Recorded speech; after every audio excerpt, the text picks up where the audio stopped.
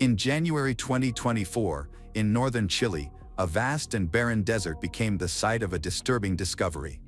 Human remains were found buried beneath the sand near the city of Calama, an isolated area where the harsh climate can preserve bodies for a long time. Their thorough examination indicated that the remains had been intentionally hidden. The rocky terrain made digging challenging. Authorities later confirmed that the remains belonged to a woman. Preliminary forensic analysis shows she died from a gunshot wound to the head. Remains identified as those of Javiera Jimenez, who went missing in 2022. Javiera Jimenez grew up in Chile. As the eldest daughter, she developed a strong sense of responsibility early on. Her parents worked diligently to create a comfortable life for their children and instilled values of determination and independence in them. Javiera learned quickly that to succeed, she would need to rely on her own hard work. From a young age, she was known for her energetic and goal-oriented personality. In school, she excelled in academics, especially in math and science. However, her greatest passion was working with people. She had a natural talent for connecting with others. She was always eager to help and foster relationships. As a teenager, Javiera aspired to become a dentist. After finishing high school, she enrolled in college to study dental care, dreaming of becoming a skilled professional and eventually opening her own practice. Determined to advance her career, she balanced her studies with a part-time job as a hostess at a bar, where she welcomed customers and helped create a friendly atmosphere. This job not only provided her with income but also helped her enhance her communication skills. In addition to her studies and work, Javiera was actively building her presence on social media. She began by sharing small posts about her daily life, which garnered a larger audience over time. She collaborated with local brands to promote clothing, cosmetics, and other products. Her charm and engaging personality quickly made her blog popular. Javiera didn't focus only on work and academics. She prioritized personal development, was determined to achieve financial independence.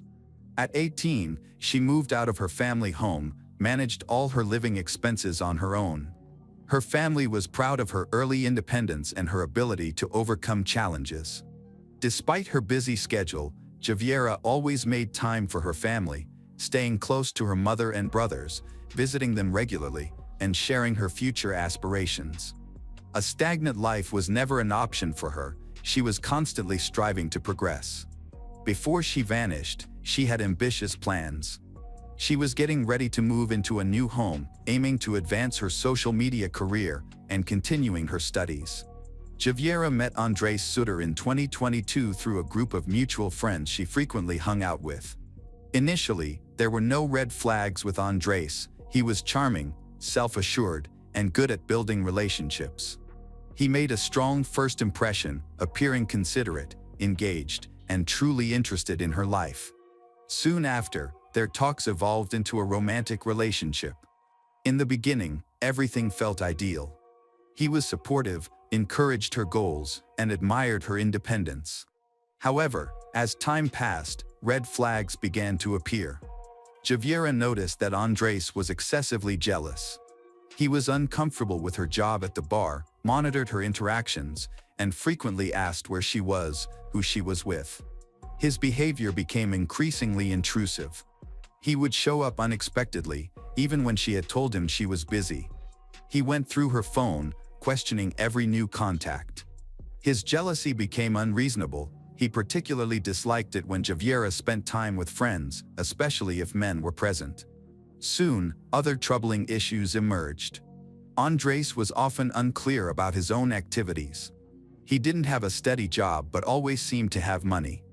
When she inquired about his work, he avoided giving direct answers. Over time, Javiera discovered that Andres's name was associated with certain groups involved in illegal activities. Among a small circle of friends, rumors circulated that he might be involved in criminal activities, including theft and the illegal trade of copper.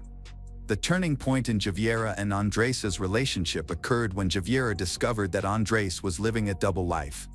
She wanted nothing to do with illegal activities and didn't want to be involved with someone who could put her in harm's way.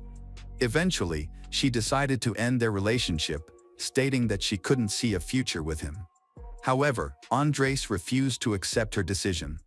He continued to pursue her, calling her frequently, showing up uninvited, and trying to persuade her to return to him. He dismissed her rejection, believing that she would eventually change her mind. As Javiera started to avoid him, Andres became even more persistent, threatening her by claiming he knew everything about her and wouldn't allow her to leave. Javiera had no idea that their breakup would have serious consequences. On August 26, 2022, Javiera's day began like any other. She and her mother, Gladys Galagillos, went to a shopping mall, had lunch, and discussed the changes coming in Javiera's life. Javiera is moving out. She was excited about this new chapter. During their conversation, Javiera expressed her ambitions for the future. She discussed her goals of advancing her career, increasing her income through social media, and completing her education. Her enthusiasm and drive were evident. Her mother felt happy seeing her daughter so excited. After their outing, they returned home, where Javiera assisted her mother with household chores, then folded the things into the suitcase. Later that evening, before leaving, Javiera mentioned to her mother that she intended to spend the night at a friend's house. This was not unusual, as she often stayed over with friends. Once she arrived, she and her mother continued to text each other, as they usually did. Everything seemed perfectly normal. However, as midnight approached, a text arrived that changed everything. Andres messaged her, "I found your dog."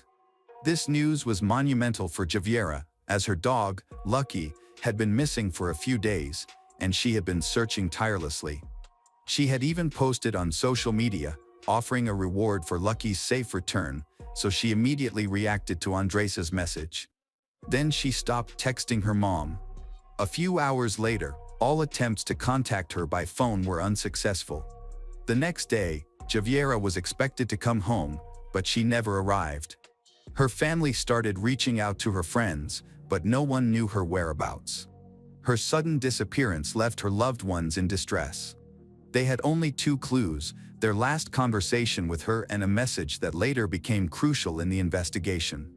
Javiera's disappearance caused deep concern for her family and friends. However, the one person who seemed unconcerned was Andres. When her mother finally managed to reach him, he responded in a detached manner, showing no signs of worry. When Gladys inquired about her daughter's location, he calmly stated he had no idea and then proceeded to share his version of events. That night, he met with Javiera to help her search for her missing dog. They drove to several places but couldn't find it. To distract her, he suggested going to Calama, his hometown. Javiera agreed. She had a suitcase with her because she was moving the next day, so it seemed she might have intended to stay at his place overnight. However, his account became less clear from there. He claimed they had an argument during the trip. Suddenly, Javiera realized that her suitcase was missing. She thought it might have fallen out of the trunk. Distressed, she insisted they go back to look for it.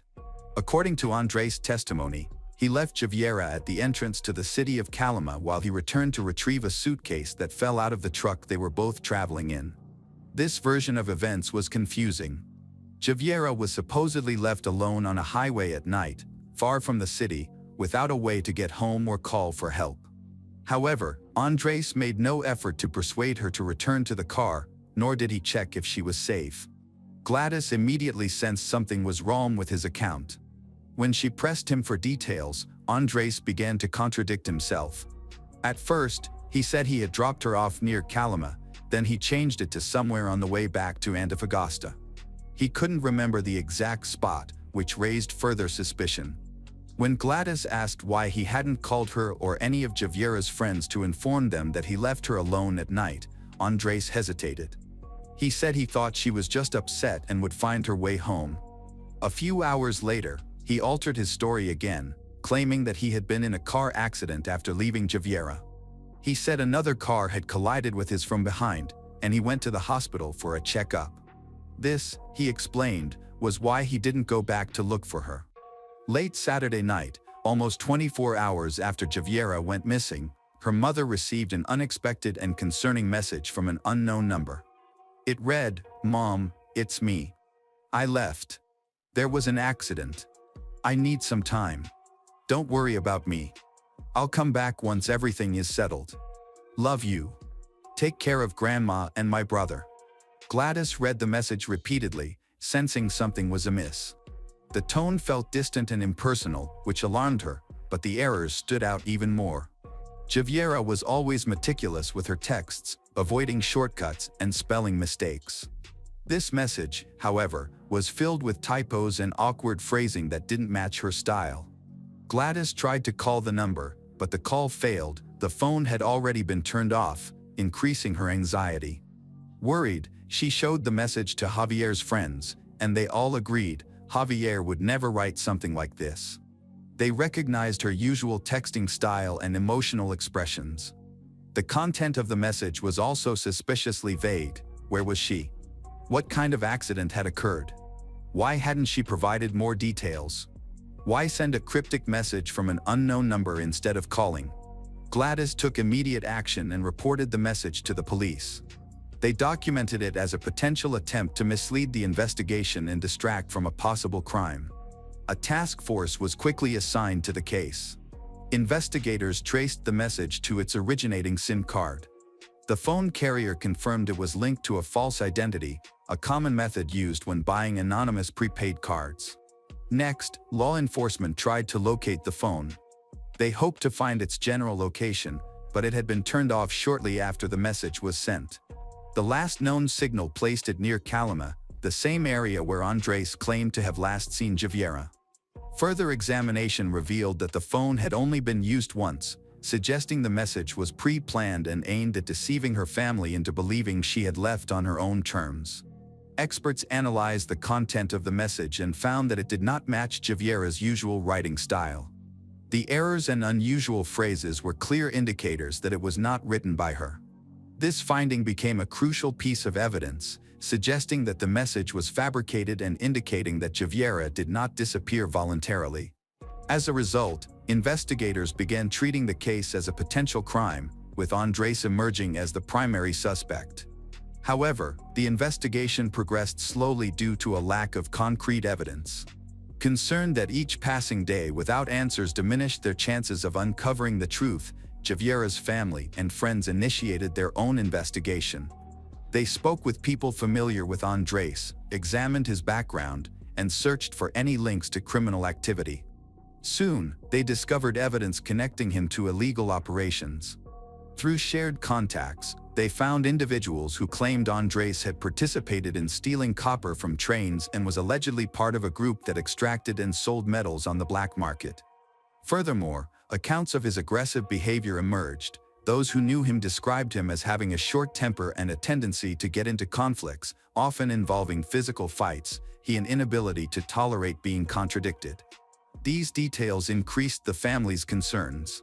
If Andres had a history of aggression, he was certainly capable of committing a serious crime, particularly in a moment of rage. Javier's friends recalled that she had confided in them about Andres becoming increasingly controlling and obsessive. They found old messages where she expressed worry that he was tracking her, calling her several times a day, and demanding to know her whereabouts. While her loved ones continued to search for answers, the police conducted a forensic examination of Andres's car. Since he was the last person known to see Javier alive, his truck could contain important evidence. Inside the truck, investigators discovered traces of blood. Initial analysis showed stains on the passenger seat and the interior of the door. They also found fibers that seemed to match the clothing Javier was wearing. The blood samples were sent for DNA testing. A few days later, the results confirmed the worst fears: the blood belonged to Javiera Jimenez. This revelation completely undermined Andres's claim that he had simply dropped her off on the highway. If she had left his truck voluntarily, why was her blood found inside? And if she had been injured, why didn't he report it? Police obtained GPS data from Andres' vehicle, which revealed that on the night Javier disappeared, he was driving towards Calama. However, instead of taking the main road, he opted for a side road that led into the desert. His car remained in that isolated area for a long time before it continued on its way. This discovery became a significant turning point in the case, leading investigators to suspect that a crime may have taken place there or that evidence was concealed. When Andres learned that the police had received forensic results, he understood that his arrest was imminent. His behavior changed. He ceased communication with everyone, including those he previously trusted. The day before he was scheduled to be questioned by police, he suddenly packed a bag and left his apartment. Surveillance cameras recorded him exiting the building with a small backpack and getting into a car. Neighbors later confirmed that he left in a hurry and did not return. Authorities quickly issued an arrest warrant for him, but by that point, he was already gone. Further investigation showed that Andres had used false documents to cross the border, making him a fugitive. His name was added to an international criminal database, but he managed to evade capture. For Javier's family, the only option was to continue seeking justice and waiting. They believed strongly that he would eventually slip up again. When he did, they were confident that the law would catch up with him. Law enforcement's initial efforts to catch Andres were unsuccessful. They found his abandoned car on the outskirts of Antofagasta, but he was missing, indicating he had carefully planned his escape. Phone records revealed that, just hours before disappearing, he had contacted several people already under investigation for criminal activities, suggesting he used these connections to vanish. Eventually, investigators confirmed that Andres had illegally fled Chile into Bolivia. He avoided official crossings by using lesser-known smuggling routes favored by traffickers. After crossing the border, he adopted a new identity. For months, he successfully evaded capture, fully aware that authorities were searching for him. Despite the challenges in the investigation, Javier's family refused to lose hope. Gladys tirelessly worked to keep the case in the public eye, ensuring that Andres appeared on international wanted lists. The family engaged with the media, raised awareness on social networks, and distributed flyers with his photo, hoping that someone would recognize him and notify the authority. The turning point in the investigation came when a reward was offered for information that would lead to Andres's capture. The family pledged a generous sum to anyone who could provide credible information about his location. This approach proved effective, as tips began to emerge. By late 2023, reports indicated that Andres had been seen in a Bolivian city, living a secluded life and avoiding attention while keeping limited contact with locals. Bolivian authorities started monitoring his movements. They learned, through informants, that he was using a false identity, taking odd jobs, and avoiding any official documents that might reveal who he really was. However, he could not remain hidden forever. In January 2024, a local resident reported his exact location to the police. Authorities responded quickly, initiating a targeted operation to capture him. They surrounded the building where Andres was hiding. The operation was quick and efficient. He complied with their commands and was apprehended without resistance. During his arrest, he remained calm, seemingly resigned to his situation. This time, there was no way to escape. Andres was officially in custody and would soon face justice in Chile. After confirming his arrest, Bolivian authorities began the process of extraditing Andres back to Chile. Within days, he was returned to face trial, allowing Javier's family to see the person responsible for their daughter's death held accountable. However, this was just the start of a long battle for them, as they were determined to push for the harshest possible sentence. Once in Chile, Andres was placed in a detention facility, marking a new phase in the investigation. With the main suspect in custody, authorities had a chance to uncover the answers they had sought for over a year and a half. Initially, he refused to cooperate, denying any involvement in Javier's disappearance. However, investigators were ready, armed with evidence linking him to the crime. As the pressure increased, he eventually admitted. His confession lacked any sign of remorse or justification, delivered as if stating a simple fact. He neither portrayed himself as a victim nor showed any regret, maintaining a disturbingly calm demeanor as he spoke. The information he provided directly contradicted his earlier statements. He confessed that he hadn't originally intended to harm Javier, but after she refused to reconcile and ended their relationship for good, he made a choice he never planned to take back. He tricked her by claiming he had found her lost dog. Trusting him and unaware of what was about to happen, she agreed to meet him. He stated that the crime occurred late at night on a deserted highway. He stopped under the false pretense of looking for a missed suitcase that he claimed had fallen from the trunk. When Javier got out of the truck, he struck her with a fatal blow. Afterwards, he drove further into the desert, dug a shallow grave, and buried her body, thinking that the harsh environment would eliminate all evidence. The day after his confession, investigators began searching for the burial site using the coordinates given by Andres. In mid-January 2024, they found human remains in a shallow grave covered with sand. Now, forensic specialists begin the identification process. A few days later, forensic tests confirmed that the remains were indeed those of Javiera Jimenez. Although the search had ended, the fight for justice was just beginning. His family urged the court to impose the harshest sentence possible on Andres. After his confession, the case was brought to court. There was no doubt about his guilt. His own words, along with the evidence and the discovery of Javier's body, made that clear. It was now the court's responsibility to decide his punishment. Javier's family insists on the harshest penalty, life in prison without parole. They were convinced that he posed a threat to society.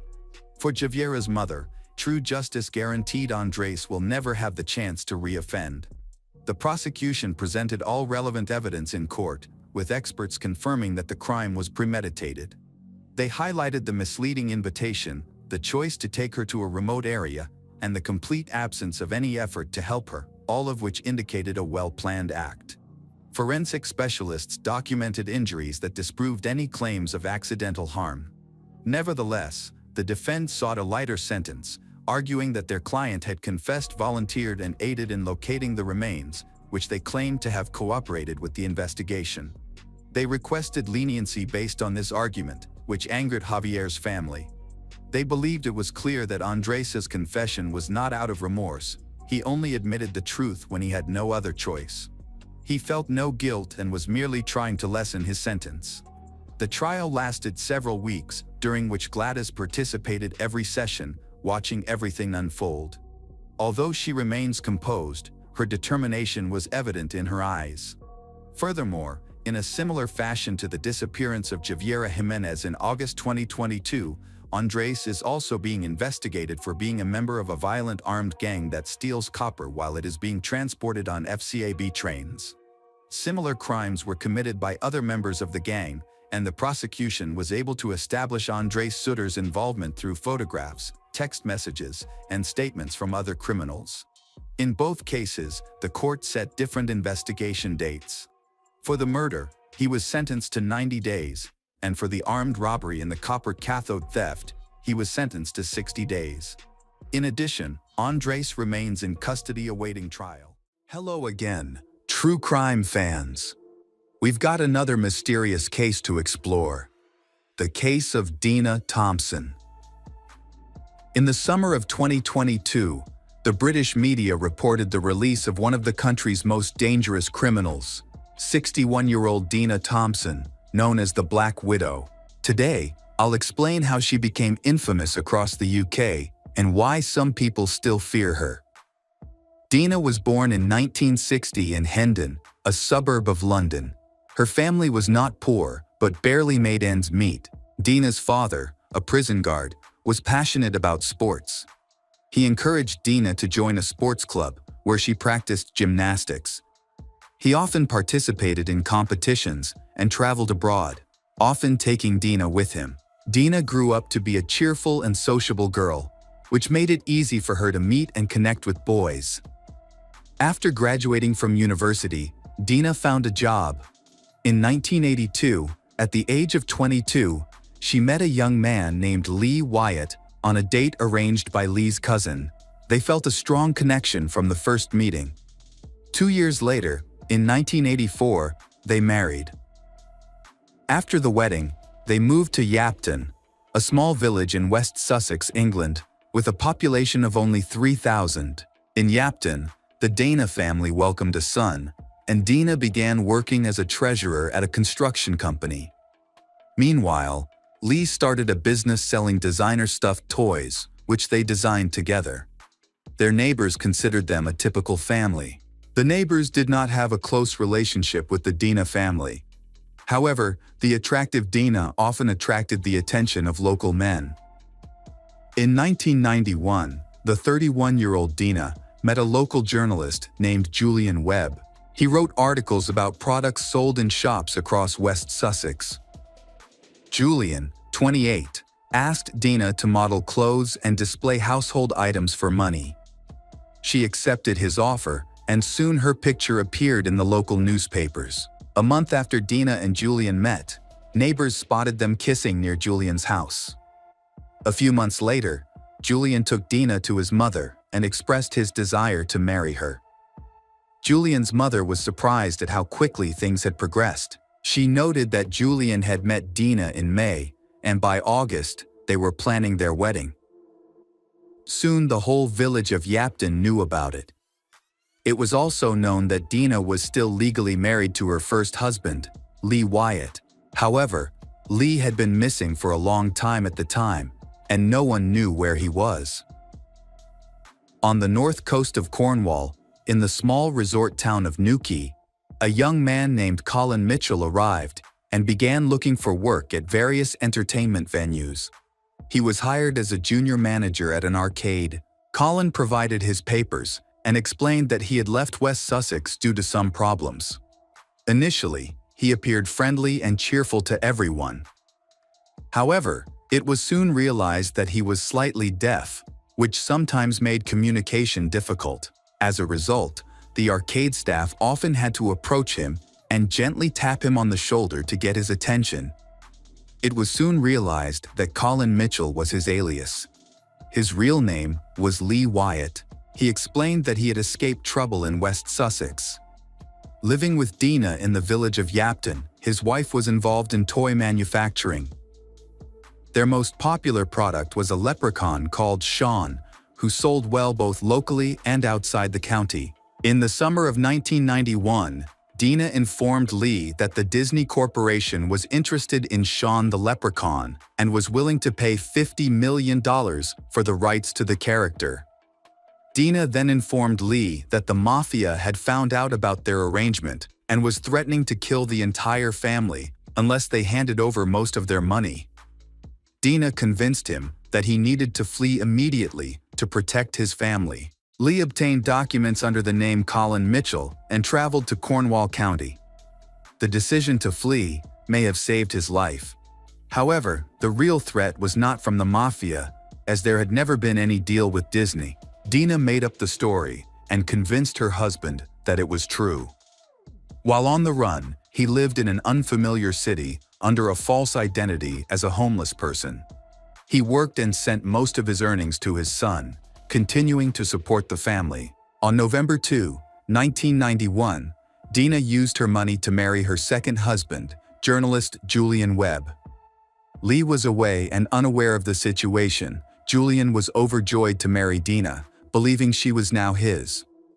However, a few months after the wedding, Dina informed Julian that she was terminally ill and that her company was pressuring her to resign.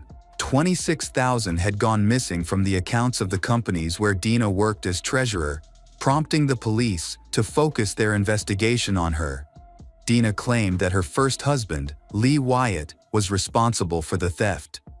She alleged that he had stolen the money and gone into hiding, but that he had now returned to their village of Yapton and threatened her. Dina produced threatening letters from Lee and shared recordings of phone calls in which he spoke of seeking revenge. She also alleged that he had come to her home and assaulted her. However, there was no evidence to support this claim. Notably, a few months after Dina married Julian, Lee returned to Yapton when he learned of Dina's marriage. Lee created scandals involving Dina. The police believed Dina's accusations and began pursuing Lee, who went into hiding. The lies complicated Dina's life and the lives of the men involved with her.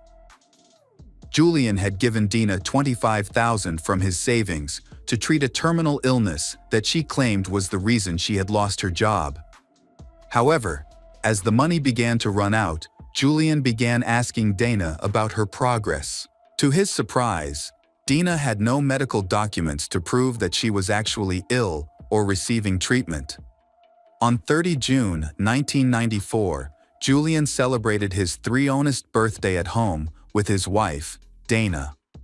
In the evening, Julian's mother called, but Dina answered the phone and said that Julian was feeling unwell and unable to talk. The mother suggested that Dina call a doctor, but Dina did not follow this advice. That night, Julian died. Forensic experts concluded that he had died from a drug overdose, but they were unable to determine whether his death was a result of criminal activity. Dina insisted that Julian had chosen to end his life. When police questioned the neighbors, they learned that there had been unusual activity involving the couple 2 to 4 days before the tragedy. Dina and Julian had been arguing loudly about money, which surprised their neighbors, as they were not used to hearing arguments in Dina's household. Julian was generally considered a positive and cheerful person. The day after Julian's tragic death, Dina went to his workplace to ask about receiving $35,000 from his insurance policy. However, it is reported that she never received the money. In addition, their marriage was considered invalid because Dina was still the legal wife of her first husband, Lee Wyatt. Dina insisted on having Julian's body cremated, but his mother strongly opposed the decision. At Julian's funeral, Dina wore a black leather miniskirt and a revealing black blouse, showing no sign of grief. After Julian's death, she turned her home into a meeting place for men. Although many men visited her, none stayed for more than a day. In 1997, Dina officially divorced her first husband, Lee Wyatt, and won her freedom. The following year, she met Richard Thompson. Shortly after meeting him, Dina confided that she was battling breast cancer. Richard, who supported her, gave her all of his savings and promised to make the rest of her life enjoyable. They traveled from England to Florida, where Richard had a lavish wedding ceremony at a luxury hotel with staff as witnesses. After the wedding, they moved to Brighton, East Sussex, on the south coast of England. Richard had always wanted to buy a boat and pursue a career in fishing. Dina encouraged him to take courses to start a yacht charter business for amateur fishermen, while Richard would take on the role of captain, helping beginners learn how to fish. 8 months after the wedding, Dina told her husband that she wanted to give him a special gift. On January 1, 2000, they decided to take a shower together. Dina then asked if she could tie Richard up, and he agreed. She tied him up, gagged him, and covered his face with a towel. Richard then waited, confused, for what he thought was a prank. Suddenly, Dina hit him with a baseball bat, followed by another blow. Fortunately, Richard freed his hands and lunged at her. At that point, Dina grabbed a knife and stabbed him in the shoulder. Only then was Richard able to grab Dina and subdue her. Richard reported the incident to the police. Dina accused her husband of assaulting her, claiming that she acted in self-defense. The next day, a real estate staff came to Richard's house, expecting to meet Dina to sell real estate. Richard was surprised when he opened the door. When he saw the agent, Richard realized what was going on. He suspected Dina had planned to kill him, sell the house, and disappear, knowing that since he was going to America, no one would look for him during the trial. Dina drained Richard's bank account by forging his signature. She also accumulated a large debt on his credit cards. In addition, they reported other victims, former lovers of Dana, including businessmen, teachers, prison guards, and even a convicted felon. All of these men claimed that Dana manipulated them, demanding money and pretending to be seriously ill.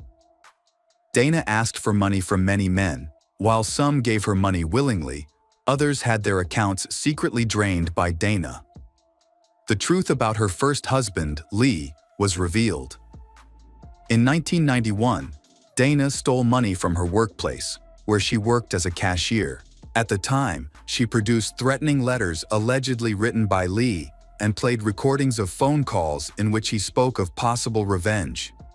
However, in 2000, it was revealed that the letters and recordings were made while Lee was preparing to escape from a mafia organization.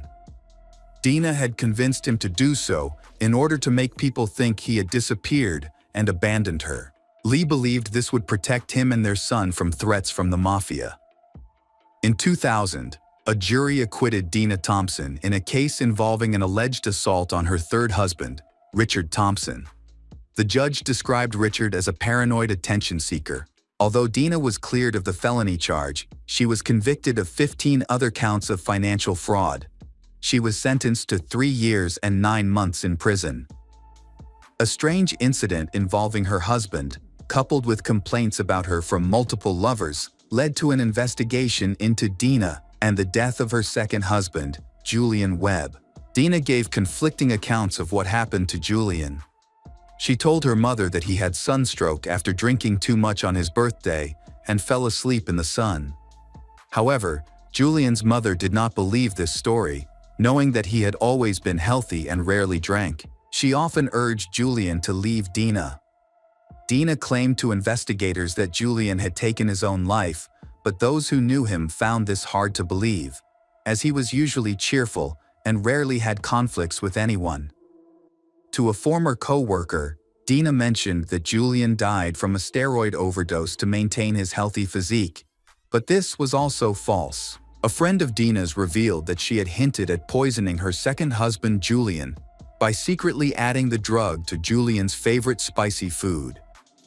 The police tracked down the owner of a small restaurant where Julian frequently ordered. They recalled that on the day Julian died, Dina had gone to the restaurant and ordered rice with curry in a takeout box. Police speculated that the strong flavor of the curry may have effectively masked the bitter taste of the medication. In October 2001, 7 years after Julian's death, the investigation into his death continued. Julian's body was exhumed and sent for a re-examination. New tests, unlike the original ones, found higher levels of the drug in his system. It was discovered that he had been poisoned with a large dose of antidepressants, which Dina had mixed into Julian's favorite dish, curry rice. In addition, she had added a large dose of aspirin to the drink he had with his meal. On his birthday, when Julian's mother called to congratulate him, he was lying in bed, almost unconscious. At that point, there was still a chance to save him. The trial of 43-year-old Dina Thompson took place in 2003.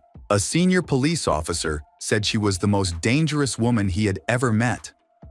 The judge also noted that Dina was one of the best prolific liars he had ever seen.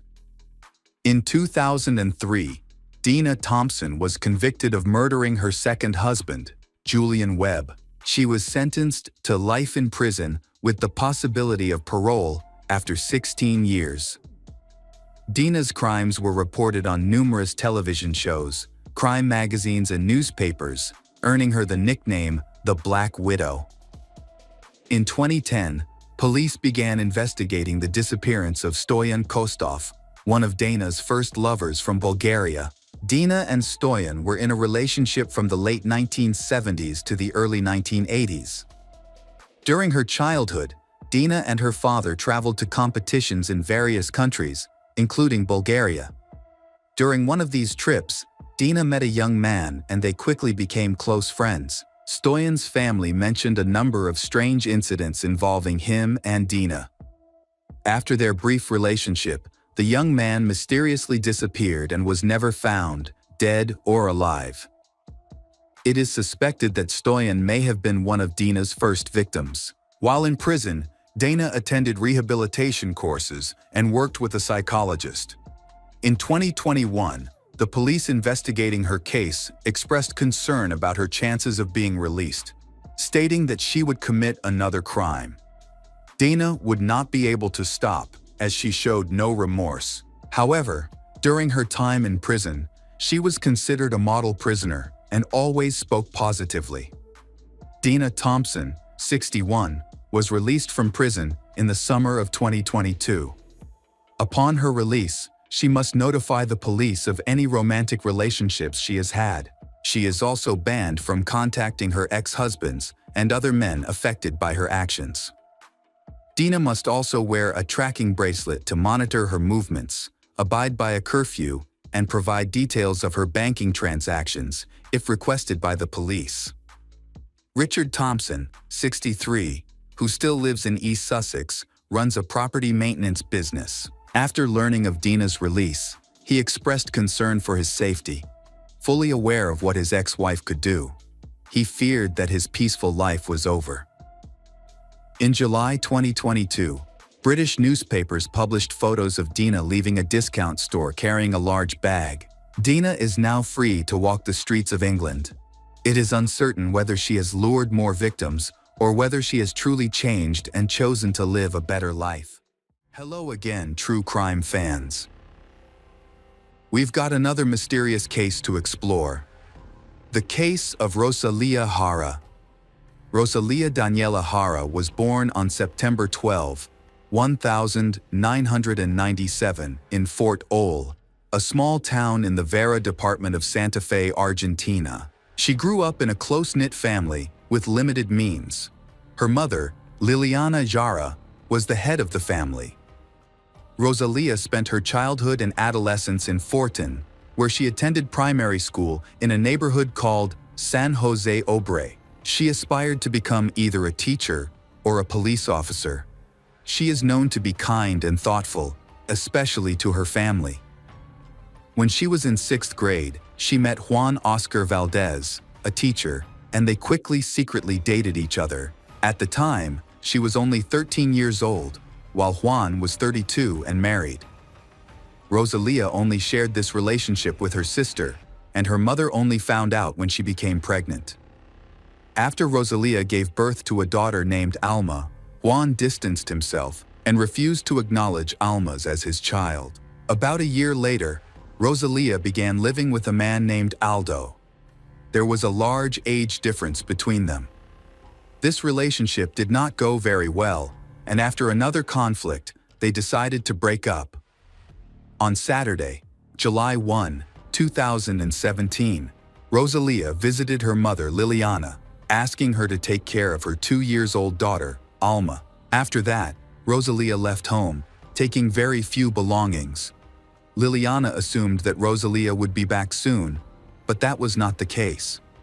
That evening, Rosalia wears a red sports jacket, blue jeans, and new pink sneakers. Rumor has it that she went out to play cards with the US $20 she borrowed. She claimed she needed to make some money and wanted to try her luck. Around 9:00 p.m., Liliana called Rosalia, who said she was at a bar, enjoying the evening with friends while playing 5-card stud poker. She didn't mention anything concerning during their conversation, and this was the last time they spoke. Around 10:00 p.m., Rosalia was seen leaving a bar while talking on her cell phone and heading towards a checkpoint. After midnight, her mother, Liliana, tried repeatedly to reach her, but received no response. The following day, her mother went to the city police station to report her daughter, Rosalia, missing.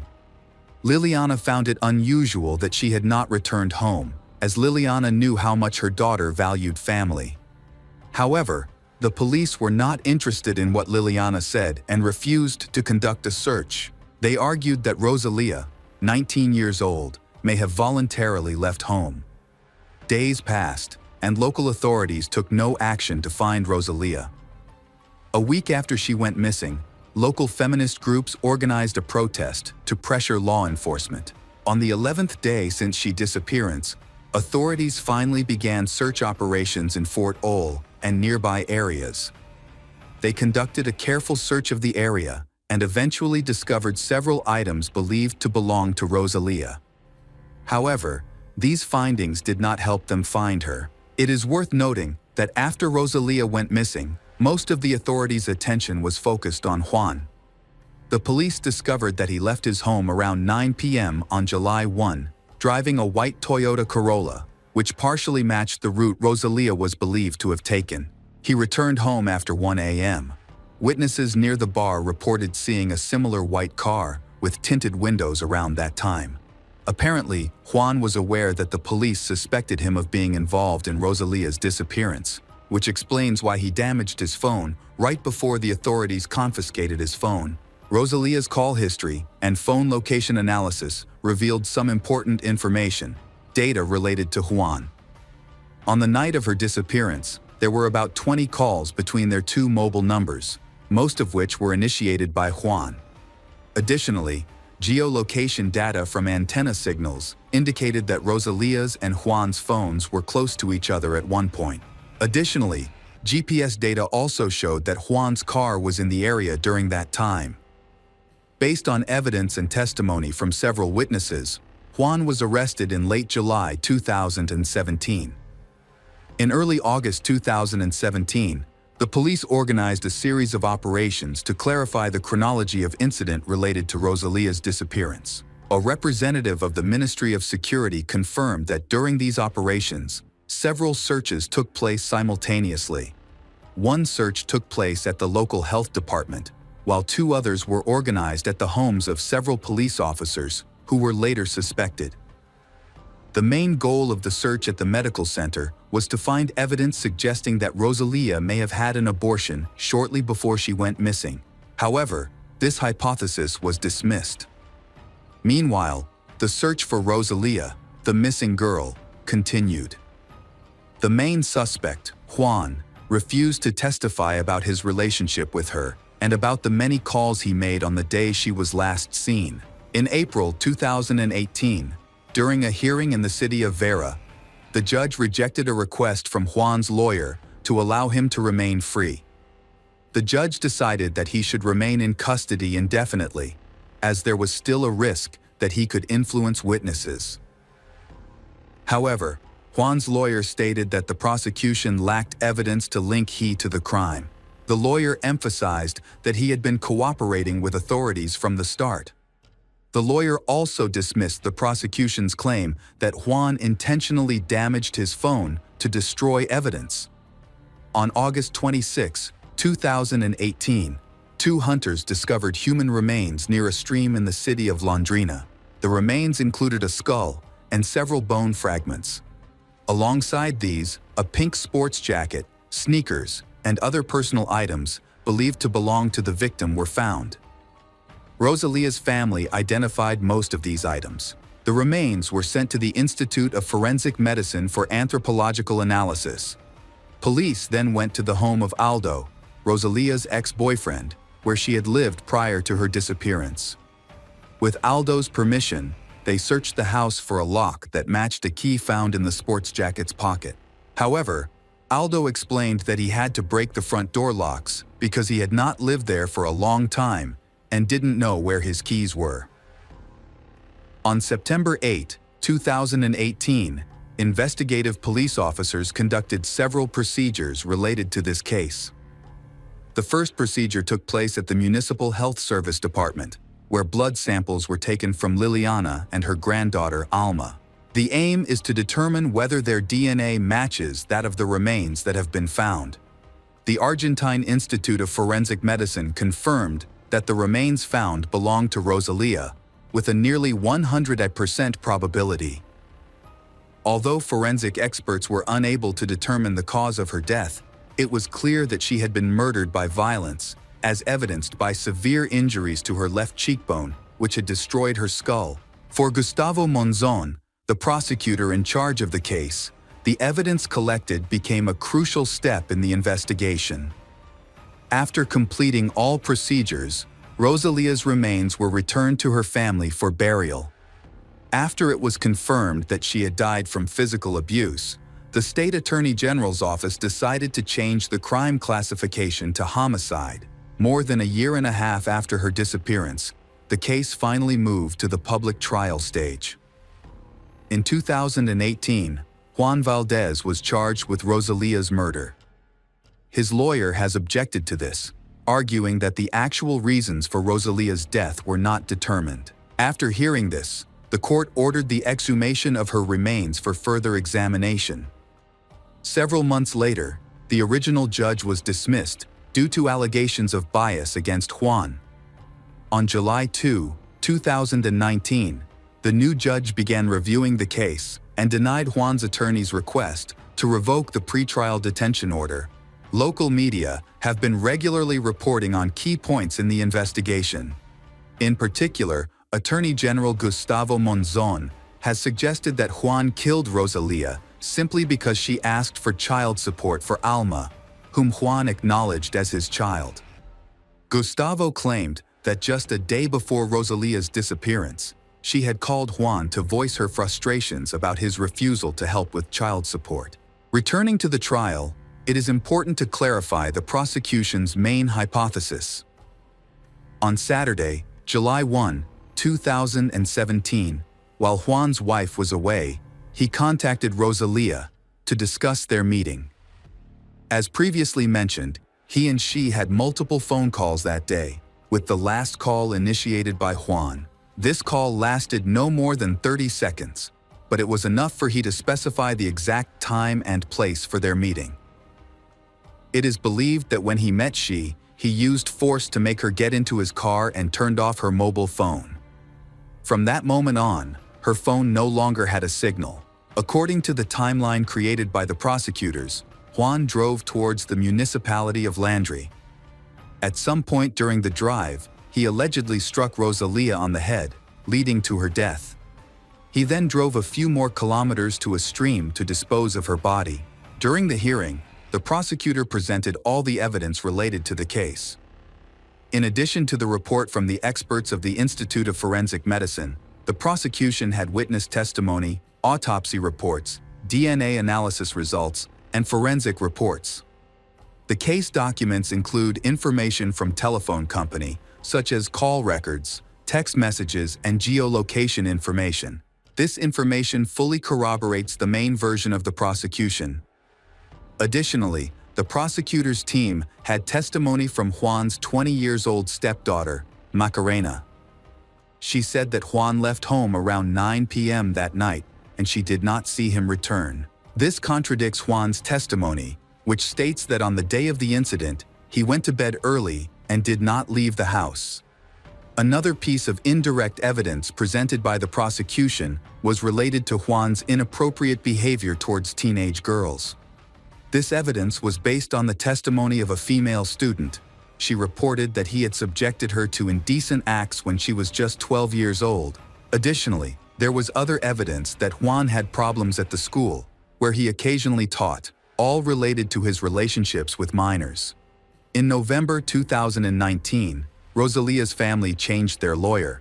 By March 2020, their new lawyer, Caroline Walker, stated that after reviewing the case documents, she discovered that the investigation had overlooked several important elements. Curiously, Juan was not prosecuted for sexually assaulting Rosalía, even though their romantic relationship started long before she turned 18. Caroline also realized that as she gathered evidence against Juan, he was clearly a dangerous predator. For this reason, she did not rule out the possibility of future cases related to these crimes. The main trial took place at the Vera Municipal Court on Tuesday, July 7, 2020. This was 3 years after the disappearance and 2 years after the discovery of Rosalía's remains. Only the main representatives of the parties attended the trial. Other members, journalists, and many experts were in other rooms of the court. Given the case's significance and the announced restrictions, various feminist groups supporting Rosalía's family requested authorities to broadcast the trial daily. In his opening speech, Prosecutor Gustavo stated that he would seek a life sentence for Juan. There were several reasons for this decision, the most important of which was that Rosalía had been in an unequal relationship with him. Juan not only controlled her, but also dominated her in social relationships. Furthermore, he has consistently failed to acknowledge their common child, Alma. Therefore, the punishment Gustavo proposed, that is, life imprisonment, was entirely appropriate to the extent of the damage Juan had caused to all members of Rosalía's family. Caroline Walker, the lawyer representing Rosalía's family, criticized the authorities for their initial response when Rosalía was reported missing. She noted that the authorities were initially not proactive in searching for Rosalía and did not take the case seriously. Additionally, She stressed that Rosalia's remains were not discovered by law enforcement officers, but were found by two hunters. She also said that in her opinion, a police officer informed Juan about the investigation. This led to some important information being leaked, which could have helped him disappear just before his arrest. The trial lasted about a month and featured around 100 expert testimonies. Details of the phone calls between Rosalia and Juan on the day of her disappearance were also presented. It was revealed that he made the last call shortly after she left the bar, and her phone was turned off soon after. Several witnesses reported seeing a similar white car near the bar that evening. Juan was also seen leaving the house around 9:00 p.m., and a while later he came back. Prosecutors argued that this brief time frame was sufficient for him to commit the crime and dispose of the evidence. Additionally, another important piece of evidence was geolocation data from the phones, which showed that Juan and Rosalia's phones were in close proximity for a period of time. The prosecution delivered a strong closing argument, presenting both direct and indirect evidence that confirmed Juan Valdez's guilt in the crime. They firmly believed that Rosalia's life was ended due to a violent act by he, although the exact cause of death was not determined. But forensic experts believed that she could have died from a severe blow to the left cheekbone. Juan also had the opportunity to defend himself. He attempted to dispute all the evidence presented by the authorities, particularly denying allegations that he intentionally damaged his mobile phone. Furthermore, Juan argued that the authorities had made a serious mistake by focusing on him, which had led to a failure to identify who had actually harmed Rosalia. On August 3, 2020, the much-awaited verdict was announced. The court found Juan Oscar Valdez guilty on all charges. He listened to his sentence with his eyes downcast. Outside the courtroom, many young people from various human rights organizations had gathered to show support for Rosalia's family and to follow the trial's progress. Shortly after the guilty verdict, Juan's lawyer filed an appeal against the trial court's decision. During the appeal, Juan's lawyer argued that the prosecution had not presented clear evidence to prove that Rosalia had actually gotten into Juan's car on the day she disappeared. Additionally, the lawyer also argued that Aldo, her last boyfriend, whom she had accused of sexual assault, was the one people should suspect. The defense also stressed that the fact that Juan had a daughter with Rosalia did not prove that he had a motive to commit a serious crime. The prosecution aimed to counter the arguments made by Juan's lawyer. They said that from the beginning of the investigation, they considered many theories, but all were discarded when the evidence pointed to Juan as the perpetrator. Caroline Walker, the lawyer representing Rosalia's family, agreed with the prosecution's position. On October 7, 2021, the Vera Court of Appeals issued a unanimous three-judge decision. They did not accept the appeal and request to overturn the sentence that Juan's lawyer had filed. Therefore, the previous judgment of the trial court, according to which Juan was sentenced to life in prison, remained in place. In addition, the prosecutor's office was asked to conduct an internal investigation into the misconduct of some of the police officers involved.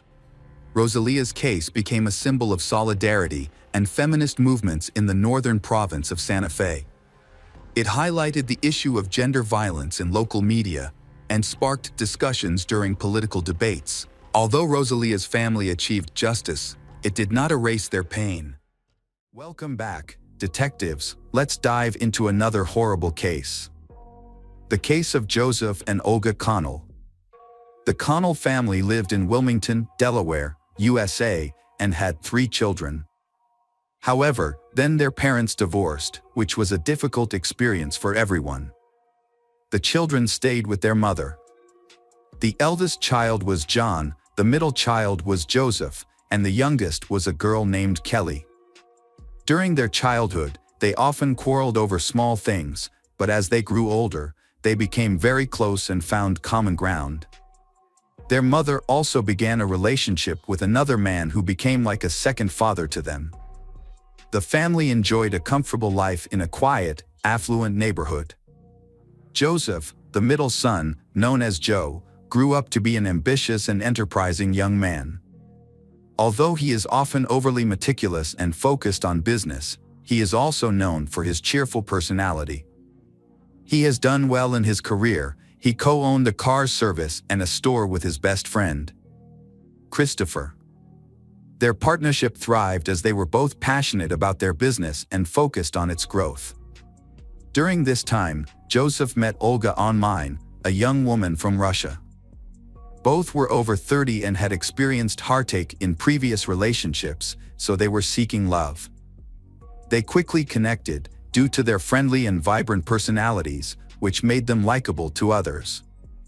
Joseph, who thought of himself as a lifelong bachelor, was surprised to meet such a beautiful blonde who changed his life and beliefs completely. They spent many hours texting and calling each other, and grew so close that Olga traveled from Siberia to the USA to meet him. Joseph was thrilled when they met in person. He was captivated by her beauty, and she appreciated his kind and gentle nature. Their mutual attraction led them to start dating, and their relationship developed quickly. Joseph's family quickly grew fond of Olga, as their son was completely smitten by her. She appeared gentle and shy, but beneath that exterior was a lively and ambitious woman capable of doing anything. The entire family adored her, believing she was the one who could finally help their son settle down. Joseph had promised to marry her, and soon after, they decided to plan their wedding. Problems in the relationship began at that moment. The first issue was the wedding ring. According to family tradition, the mother wanted to pass down her jewelry to her son, Joseph. However, the wedding ring had already been given to her daughter Kelly, who had married 10 years earlier. This ring was valuable, worth about $20,000 due to its diamond inlay. Joseph discreetly replaced the diamonds with cubic zirconia and gave the modified ring back to Kelly. He then took the diamonds and set them into a new engagement ring for Olga. He assumed that Olga and Kelly wouldn't notice the difference. No one intended to deceive Kelly. They meant to return everything eventually, but the process took longer than expected. Kelly eventually noticed the difference in the stones, which upset her. She confronted Joseph about it, and he became very upset as well. He felt that she was trying to break family traditions, which angered him. The wedding ceremony was held in the U.S. Virgin Islands. However, the groom's younger sister, Kelly, did not attend because she was upset with the couple and had to work that day. However, she sent Olga a few sarcastic messages about her wedding ring. At that time, Olga did not know what Joseph had done with that wedding ring. The wedding ring caused a lack of respect, greatly affecting their mood. Just a few weeks after the wedding, the young couple experienced constant arguments, especially after someone broke into their home while they were at work. The intruder stole a large amount of jewelry and family heirlooms. Fortunately, at that moment, the Connell family's diamond ring was on Olga's finger, so it was not taken. After Joseph discovered that someone had broken into his house, he contacted the police. Officers arrived to investigate the scene and search for the intruder. To the forensic scientists' surprise, there was no evidence to confirm that a robbery had actually taken place, raising suspicions that it might have been staged. Unfortunately, they would not be able to resolve this case, as a far more serious crime soon unfolded, involving Joseph and Olga. Joseph and Olga began their life together on the Virgin Islands in the Caribbean Sea, where they enjoyed their honeymoon a month after their wedding. They relished each other's company, the ocean, and the sun, engaging in activities like fishing, sailing on a yacht through the turquoise waters, and savoring delicious cuisine. With plenty of financial resources, they fulfilled every wish on their honeymoon. Upon returning home, they purchased a brand new Mercedes convertible, worth over $100,000. Joseph can afford this luxury car because he is a co-owner of a fast-growing car company that brings in about $1 million in revenue each year. Olga, a former stock trader, was well-versed in finance and client relations. After marrying, she quickly joined Joseph's business as an administrator. With her attractive appearance, Russian accent, and friendly demeanor, she played a key role in growing the business. Everything seemed perfect until tragedy struck. On September 23, just 3 months after their wedding, gunshots rang out around 2 a.m. at Joseph and Olga's home in Wilmington. An eyewitness called emergency services to report a woman who had been shot near a condominium in the Dean CL residential complex. At that time, Olga was still alive. Medics arrived within minutes and provided first aid to her. She had sustained gunshot wounds and was bleeding. They rushed her to the hospital, but despite their efforts, Olga tragically died en route. While investigating the crime scene, police discovered another body nearby, Joseph, who had been shot in the back of the head and was already dead. The incident suggested that this was not a random robbery. It appeared that both Joseph and Olga had been deliberately attacked from behind. Detectives quickly pieced together the information that had been gathered by the police officers. They suspect that the previous robbery at Joseph and Olga's home may have had something to do with their tragic end. Although there were several witnesses and neighbors who heard gunfire, no one actually saw the shooting, which left investigators without clues new. Some witnesses mentioned hearing 2 men arguing loudly just before the shots were fired. The incident occurred right after Joseph and Olga returned from celebrating Olga's 39th birthday at a bar. They had spent the evening with friends and family, enjoying themselves until they felt tired. After midnight, they drove home in their convertible and parked near the condominium entrance, unaware that danger was waiting for them. Olga suffered multiple gunshot wounds to her face, with one bullet entering her cheek and exiting through the back of her head. Joseph was shot multiple times, including in the head, and was found lifeless in the bushes nearby. Meanwhile, Olga was fighting for her life and waiting for assistance. The police arrived while helping Olga, hoping she could provide a name or some clue about the attacker. However, she did not respond. Nearby, they discovered many spent cartridges, suggesting that there might have been multiple assailants. The cartridges came in different calibers, indicating various types of weapons were used. It was unlikely that a single criminal would use different pistols. In total, around 20 bullets had been fired, further implying that several attackers were involved and that they acted with confidence. The police quickly confirmed that the attack was not a robbery, as nothing was stolen. Joseph and Olga had a wallet with a large amount of cash, and Olga's bag containing a phone and other valuables was left nearby. She was also wearing an expensive wedding ring worth tens of thousands of dollars.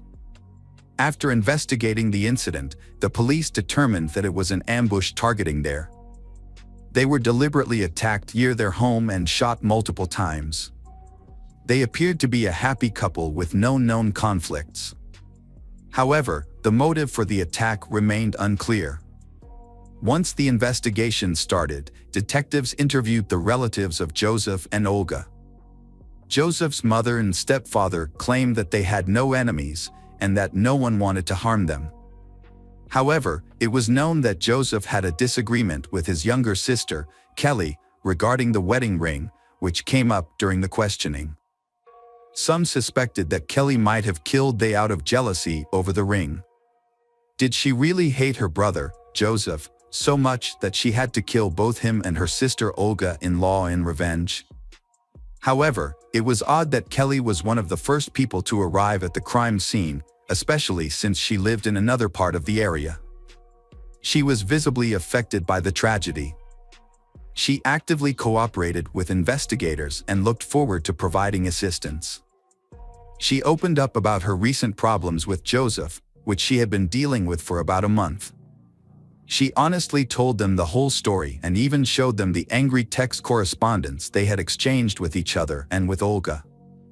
The messages indicated that Olga suspected Kelly of the robbery, but she denied any involvement and claimed she was innocent in the attack on Joseph and Olga. Meanwhile, it was confirmed that the attacker was a man and had an accomplice. Detectives also discovered that Kelly had been fighting breast cancer for a long time, had recently undergone difficult treatment, and was in recovery. Given her condition, it seemed unlikely she had the physical strength to commit the crime. Despite this, the Armed Forces Police still considered Kelly a suspect, believing she might be involved due to a potential motive of greed. Throughout the interrogations, Kelly did not crack under pressure, yet she remained a suspect for a considerable time because of the apparent motive. At this point, detectives are also considering another theory, that the crime could have been motivated by jealousy. They considered whether one of Olga's or Joseph's ex-partners might have harbored resentment and sought revenge. Investigators looked into the former partners of both spouses, but none of them aroused suspicion. Olga had no relationships in the USA besides Joseph, making the possibility of an ex-boyfriend of hers from Russia coming to the United States to seek revenge unlikely. Contrary, Joseph maintained good relationships with his ex-girlfriends, and none wished him harm. They were both married and had no intentions of rekindling past relationships, leading detectives to dismiss this jealousy theory. Researchers have had difficulty finding a motive for the tragedy. Detectives began to consider other motives and searched for any enemies of Joseph and Olga. However, they were kind and friendly, and they had no involvement in any conflicts. Subsequently, they turned their attention to Kelly's husband, Gareth. They suspected he might have been persuaded by Kelly to commit a double murder. However, Gareth had a solid alibi. He also corroborated Kelly's statement that on the day of the murder, she had been feeling unwell and was recovering from an illness. The theory that Joseph and Olga's deaths were related to criminal activity has been skepticized, due to Joseph's reputation. Joseph made his money honestly and he and Olga will not engage in illegal activities. However, witnesses later confirmed that Joseph was secretly selling steroids. The sale of this drug was banned and he made huge profits from this.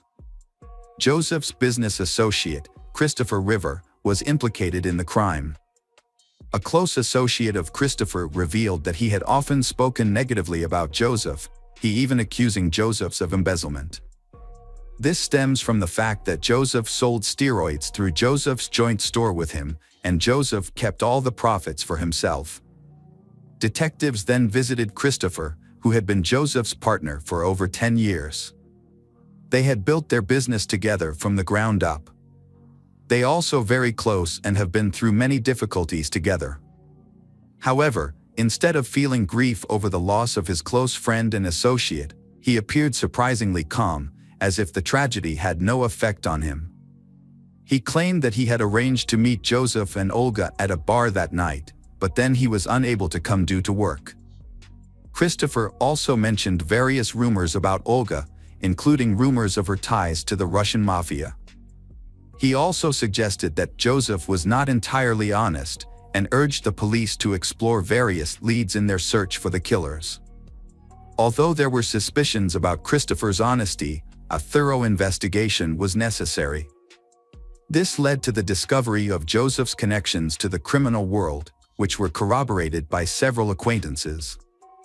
A couple of years before his marriage, Joseph had been imprisoned for illegal possession of weapons.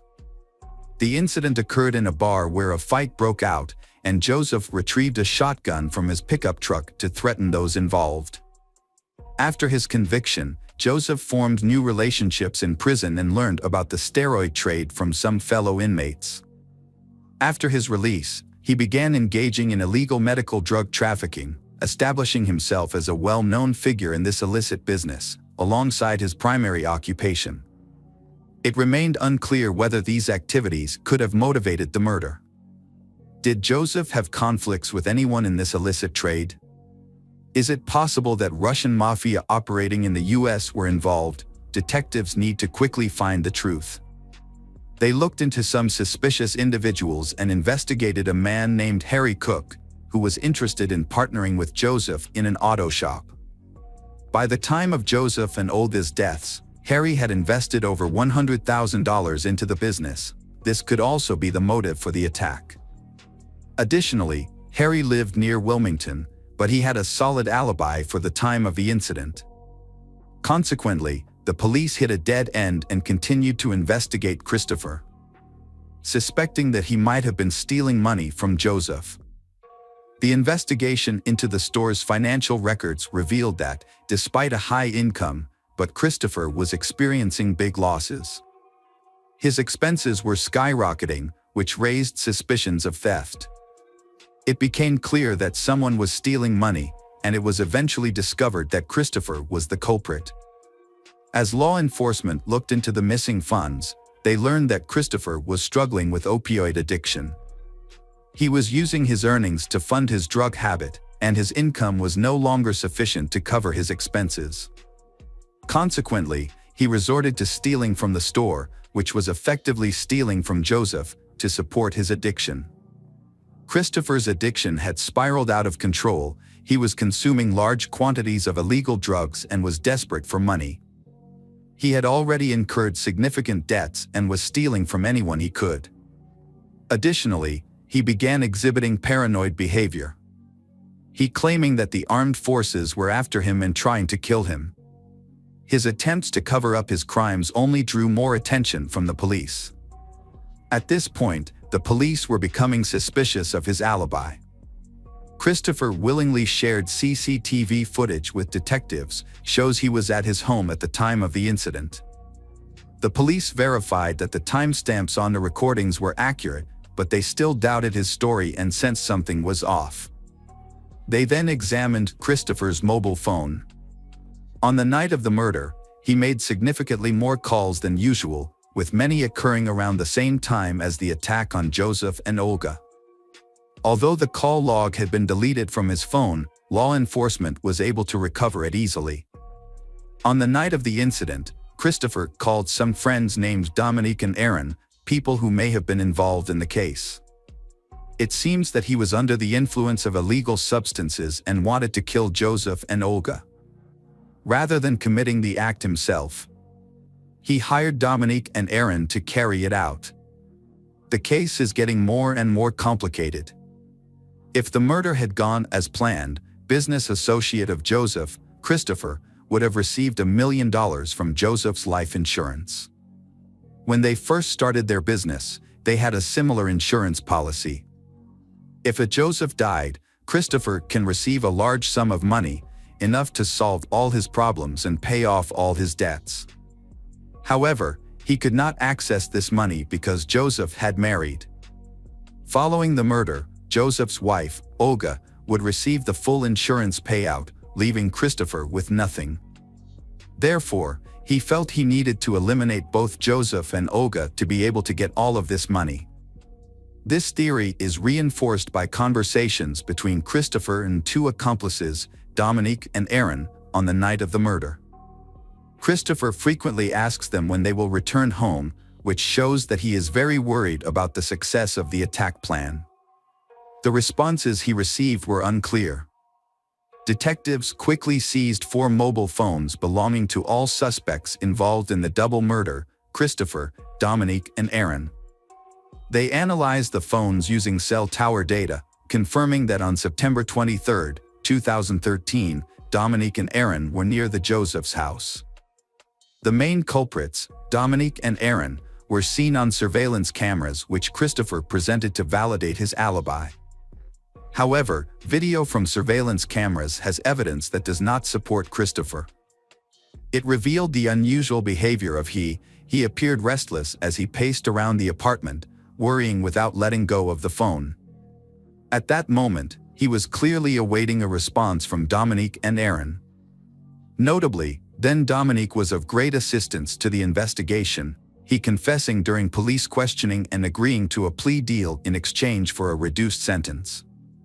He stated that Christopher had asked him to kill Joseph and Olga.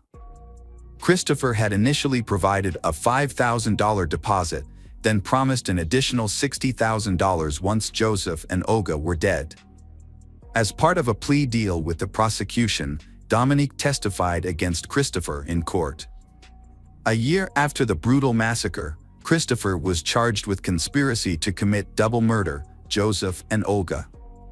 Aaron also appeared in court. The hearing started 19 months after the investigation began. Although Christopher had a detailed plan, it ultimately failed. He hoped that the investigation would become confusing and not go in the right direction. He suggested several explanations, including Joseph's involvement in illegal steroid sales, robberies that happened just before the tragedy, and a feud with Kelly. Christopher thought these ideas might distract the police, allowing them to arrest someone else. Fortunately, law enforcement did not fall for his tactics and uncovered the real killers. The police proved that the robbery at Joseph's house before the murder was staged on Christopher's orders. They entered the house to find and steal an engagement ring. If successful, investigators would likely have considered Joseph's younger sister, Kelly, the main suspect in the murder. However, the ring was not stolen, resulting in Christopher's plan failing. During the trials of the criminals, Baron Thompson has confessed to the murders of Joseph and Olga and received a sentence of 45 years. Evidence showed that he was the one who fired the gun. Christopher Rivers, who instigated the crime, was sentenced to 2 life terms plus an additional 50 years. His accomplice, Dominique Benson, was convicted of conspiracy in abetting, receiving a 5-year prison sentence. In this case, Joseph's younger sister, Kelly, has been hurt a lot. Initially, the police pressured her, attempting to falsely accuse her of murdering her own brother, Joseph, putting her at risk of imprisonment despite her innocence. Although she felt upset about her mother and brother's actions regarding the wedding ring, but those issues are just minor controversies. During the funeral, Kelly expressed her deep love for her brother and grieved the significant loss. Welcome back, mystery lovers. Today's case is going to keep you on the edge of your seat. The case of Karen Newell.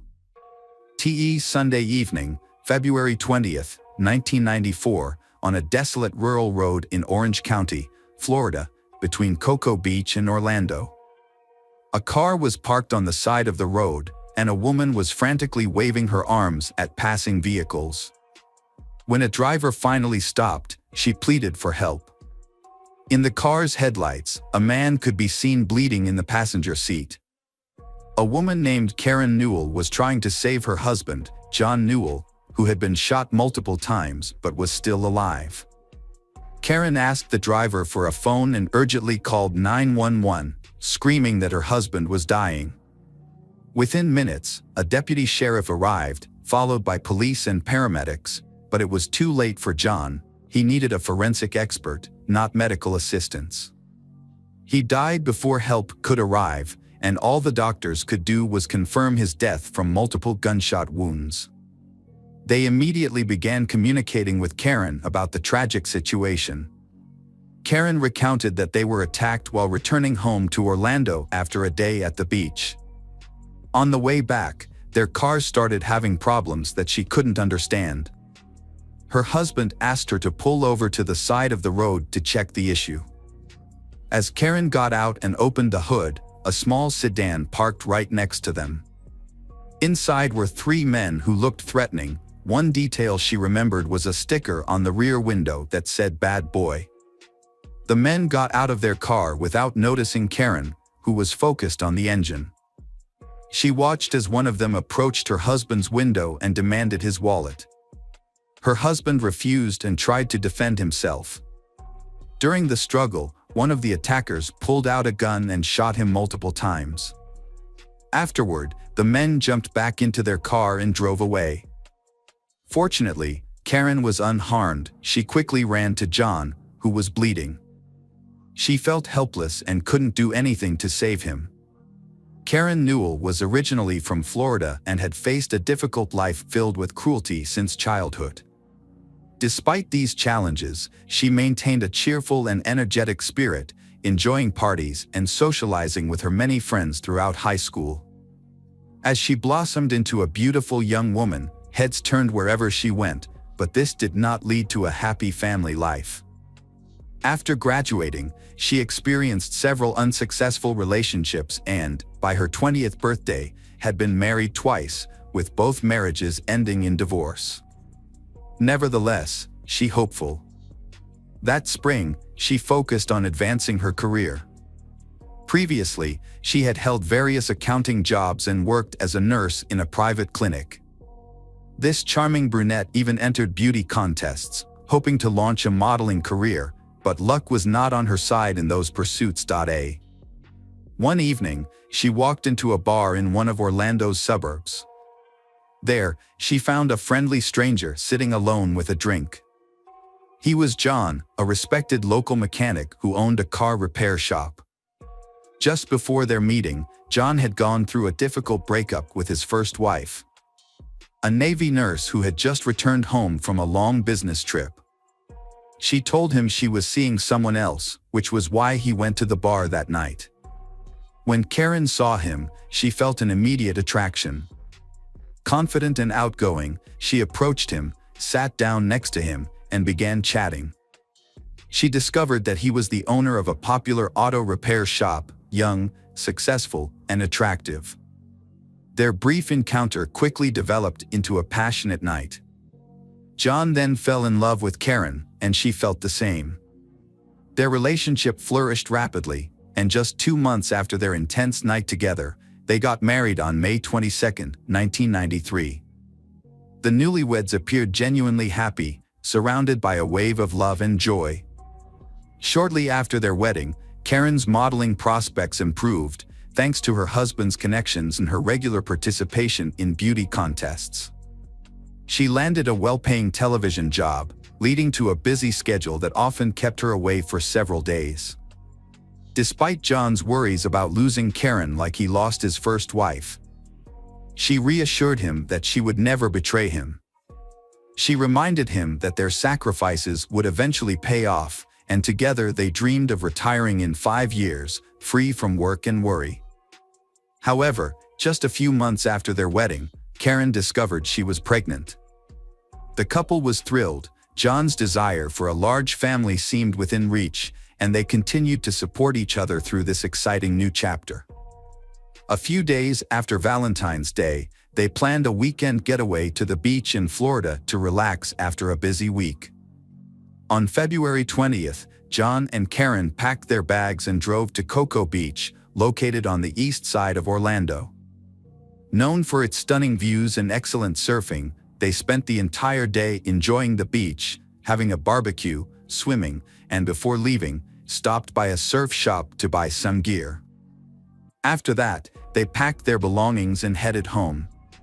Karen was driving because her husband had consumed some alcohol earlier and wanted to avoid losing his license. John sat in the front passenger seat. They passed through a toll booth and entered the state highway. At this time, her husband was adjusting the radio, which wasn't functioning properly. Suddenly, the car skidded slightly. Karen mentioned to her husband that the car felt odd, and she noticed a strong vibration in the steering wheel. They decided to pull over and investigate, but then the attack occurred. John was shot multiple times while sitting in the passenger seat of the car. The police conducted a detailed search for the attackers. Using Karen's testimony, they were able to create a detailed description of the car, noting one key detail, a sticker on the rear window. Karen later reported feeling unwell. She was pregnant, so emergency services rushed her to the hospital to ensure her and her baby's safety. 2.40 caliber shell casings were found near the car, indicating that the men were dangerous criminals. They were armed with at least one handgun. Surprisingly, they fled so quickly that they forgot to take the victim's wallet. Police alerted neighboring counties, notified all available patrols, and warned drivers of passing cars. Checkpoints were set up, with officers carefully monitoring vehicles. Initially, attention was focused on cars with bad boy stickers. However, no drivers reported seeing such a car, and it did not pass through the checkpoints. In the ambulance, Karen answered all the necessary questions about the incident.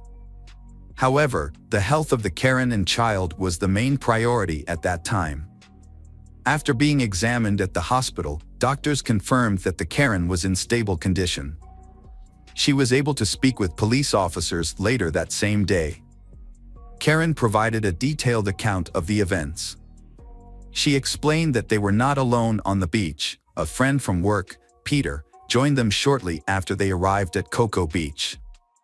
The three of them spent most of the day together, and at the end of the day, they drove back to Orlando in two separate cars. Peter drove his own car while Karen followed him closely behind. After passing the toll booth, Peter drove ahead and quickly vanished from view. Soon after, Karen's car began to vibrate. Her husband insisted they stop immediately to check the car's condition. Karen got out of the driver's seat and opened the hood. Suddenly, she heard the screech of brakes as a stranger's car pulled up near theirs. Just seconds later, gunfire erupted. In that moment, Karen crouched down to hide under the open hood. She overheard the attackers, dressed in black and white, demanding her husband's wallet. Then, several loud shots rang out, and the criminals fled the scene. She noticed that the robbers didn't take the wallet, but she couldn't see their faces. The police arrived quickly and began investigating the scene, exploring various possibilities. Some unusual aspects caught their attention, raising doubts about Karen's statement. First, no one reported seeing a car marked "Bad Boy." Second, it seemed odd that the robbers, who were after a wallet for money, would leave abruptly and forget their loot after committing murder. Third, they overlooked the woman and didn't check why the car's hood was open.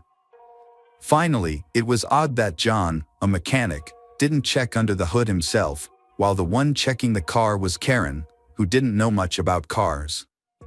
The police did not charge Karen with fraud. Instead, they chose to gather more details about the case. The police quickly found some interesting information, specifically a report from 3 months earlier in Orlando. It turned out that an assault had occurred at Karen's home. According to the couple's previous statements, at around 9 p.m., Karen heard a noise in their backyard. She told her husband about it and asked him to check it out. When John went outside, he encountered two masked men. The neighbor quickly left the house when he heard the noise, and the porch light suddenly turned on, scaring the attackers, so they ran away. John returned home and told his wife what had happened, and she called the rescue service. John was not seriously injured, but he had a lot of bruises. John had no valuable information that could help catch the criminals, since he could not see their faces. After a brief and unsuccessful search, John's family's case was declared unsolved. John believed that he had interrupted the robbers, leading to their attack on his home. However, things now seemed more serious. He may have inadvertently made enemies, and they had come back to destroy him. This also explained why they did not take his wallet. Their goal was never to steal, but to kill him. The police started investigating all the people that John might have had conflicts with recently. John ran a successful business, raising the question of whether competitors could resort to extreme actions. Most of John's friends and acquaintances were unaware of any conflicts. John was known to be a kind and non-confrontational person, never speaking about any unpleasant situations that might cause resentment towards him. Everyone agreed that he was always willing to help others. As the investigation progressed, it became clear that John's kind nature may have contributed to the tragedy. Police discovered that shortly before the attack, a stranger had appeared in John's backyard. He was identified as Peter, a friend of Karen's who had recently gone on vacation with their family John. Peter's apartment had been broken into, forcing him to seek temporary housing. Karen convinced John to allow Peter to stay in her home for a while to support him during this difficult time. Peter is an attractive young man with blonde hair and blue eyes. After new discoveries in the investigation, there is growing suspicion that Karen has feelings for Peter, and that Peter is likely the father of the child. It is possible that the couple planned to eliminate John in order to benefit financially from their relationship. Peter, who had a close relationship with Karen, became a suspect in the murder investigation. He was brought to the police station for questioning. During the interview, Peter's account matched what Karen had said. He confirmed that he had gone to Cocoa Beach with Karen's family and spent time there with them, drinking beer and smoking marijuana. That evening, he drove away after passing through a checkpoint, not waiting for Karen's family because he was on his way home to Port St. Lucie. Overall, his story was consistent with Karen's account. He provided detailed information about his background to counter any claims about an affair with Karen. At that moment, it became clear that Karen had lied. She had claimed that Peter was an assistant producer at a TV channel where she worked, but that was false. In reality, Peter did not have a steady job. He had dropped out of school and occasionally did part-time work like mowing lawns. This allowed him to make enough money to get by, but he was not involved in any television work. Police learned from Peter's friends that Karen had been having an affair with Peter, which began a few months before he moved into John's house. During this time, Peter often bragged about his relationship with a married woman and often shared the story of how they met. It was later revealed that Karen had used business trips as an excuse to spend time with Peter. At the time, Karen was 29 and Peter was 18. While Karen kept the relationship a secret, she often visited him in the city, where they enjoyed days together and spent John's money. They met by chance while driving on the highway.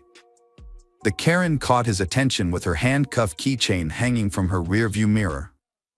When they stopped at a traffic light, he happily stuck his hands out the window as if they were handcuffed. To his surprise, she smiled back and they began flirting. After their first meeting, they spent the night together on the beach. His friends noticed that Peter was very fond of Karen. He even talked seriously about marrying her and was convinced that she might be pregnant with his child. The couple had a clear motive for killing John. However, at this stage of the investigation, there was no concrete evidence to confirm their involvement. The first step was to locate the murder weapon. A .22 caliber pistol was found at the crime scene. Police are looking for witnesses who may know about Peter and Karen's weapons. They interviewed one of the Karen's ex-husbands, who revealed that Peter was not Karen's only sexual partner. She often meets with her ex in various hotels. In November 1993, she approached him with an unusual request to borrow a .22 caliber pistol for self-defense, claiming she felt threatened after two strangers attacked John. He believed her and provided her with the weapon, which raised suspicions. It is necessary to locate the pistol and conduct ballistics testing to determine whether John was shot with this gun. When the police asked Karen's ex-husband about the weapon, he reported that she had not yet returned it. This raised the police's suspicions about Karen's involvement in her husband's death. As they investigated her background, they discovered that she was on probation at the time.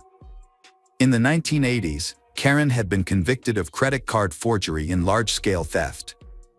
Because of her probation status, she was not allowed to possess the weapon given to her by her ex-husband.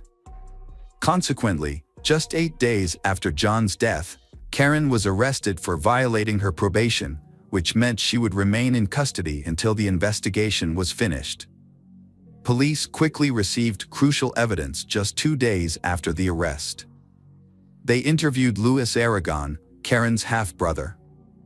Louis had a criminal history.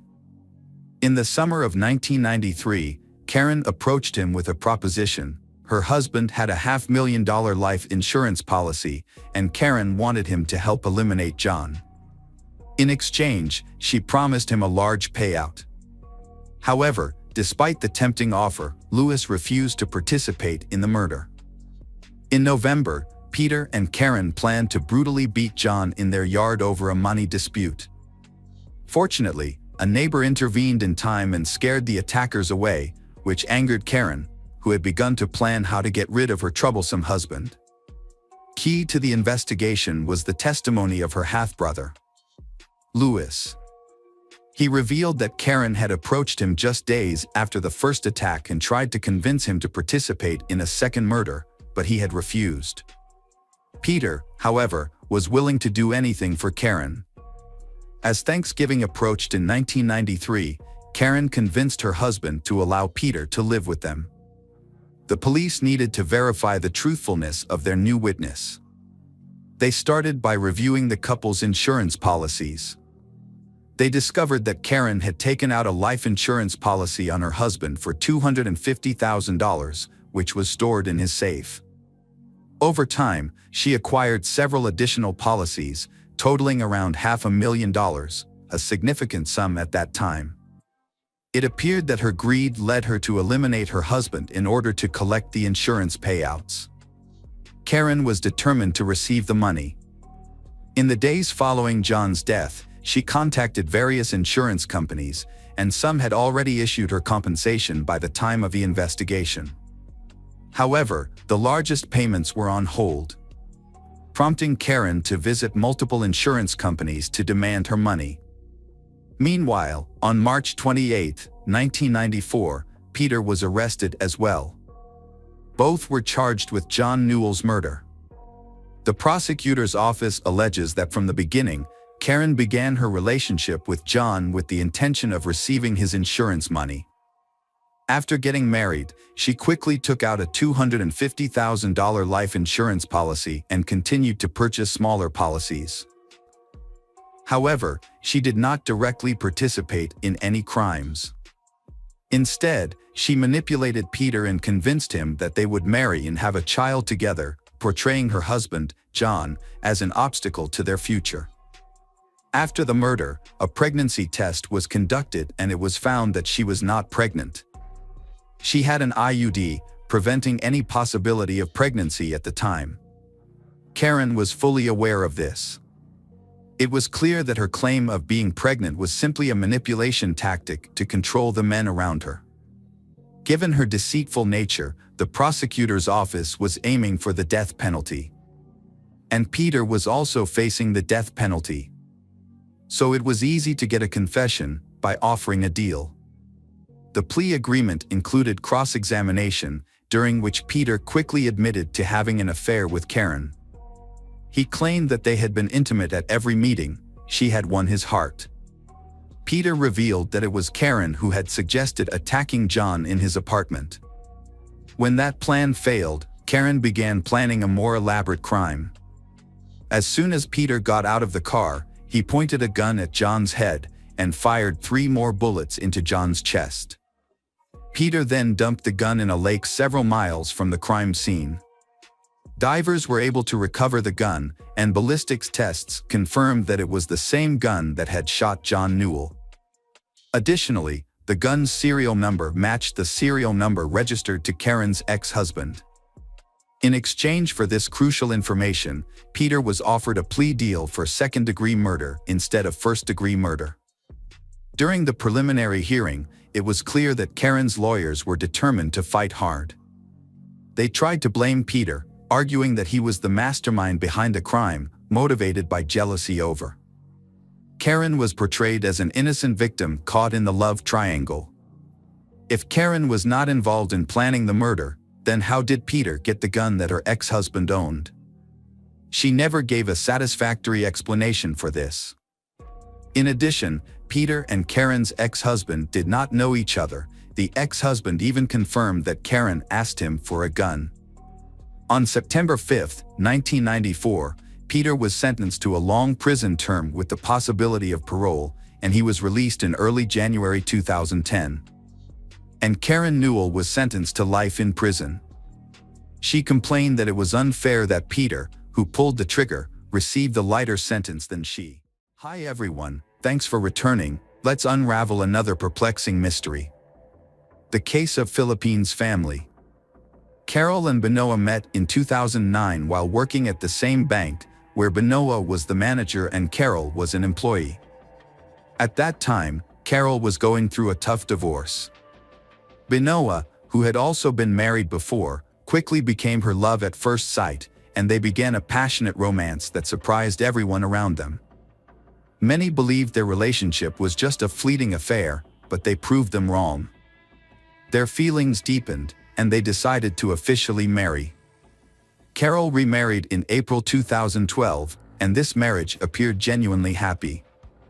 The couple seemed deeply in love, enjoyed being sociable, and loved hosting parties. They even planned a dream trip to Tenerife for their second wedding anniversary, but sadly, that plan would never materialize. Tragically, just before their trip, both Carol and Benoit were killed.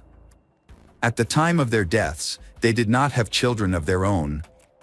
But they are planning to have children soon.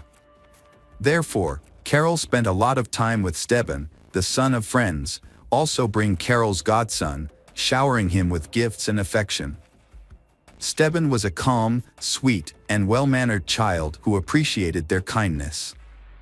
The couple Carol and Benoit loved hosting gatherings for their family and friends, and on one such occasion, they decided to Steban along. This decision led Steban to the innocent child becoming a victim of a horrific crime. On April 18, 2014, gunshots were heard near a Filipino family's home. Eyewitnesses quickly contacted the police. At around 10:15 p.m., an inspector was patrolling nearby when he received the call and rushed to the scene. He parked slightly away from the house and approached cautiously, using tactical techniques from his police training. He kept his weapon ready, suspecting that the shooter might still be there, but it turned out that the attackers had already fled. When arrived, the officer was taken aback by the amount of blood around Carol and Benoit's cars. It resembled a slaughterhouse.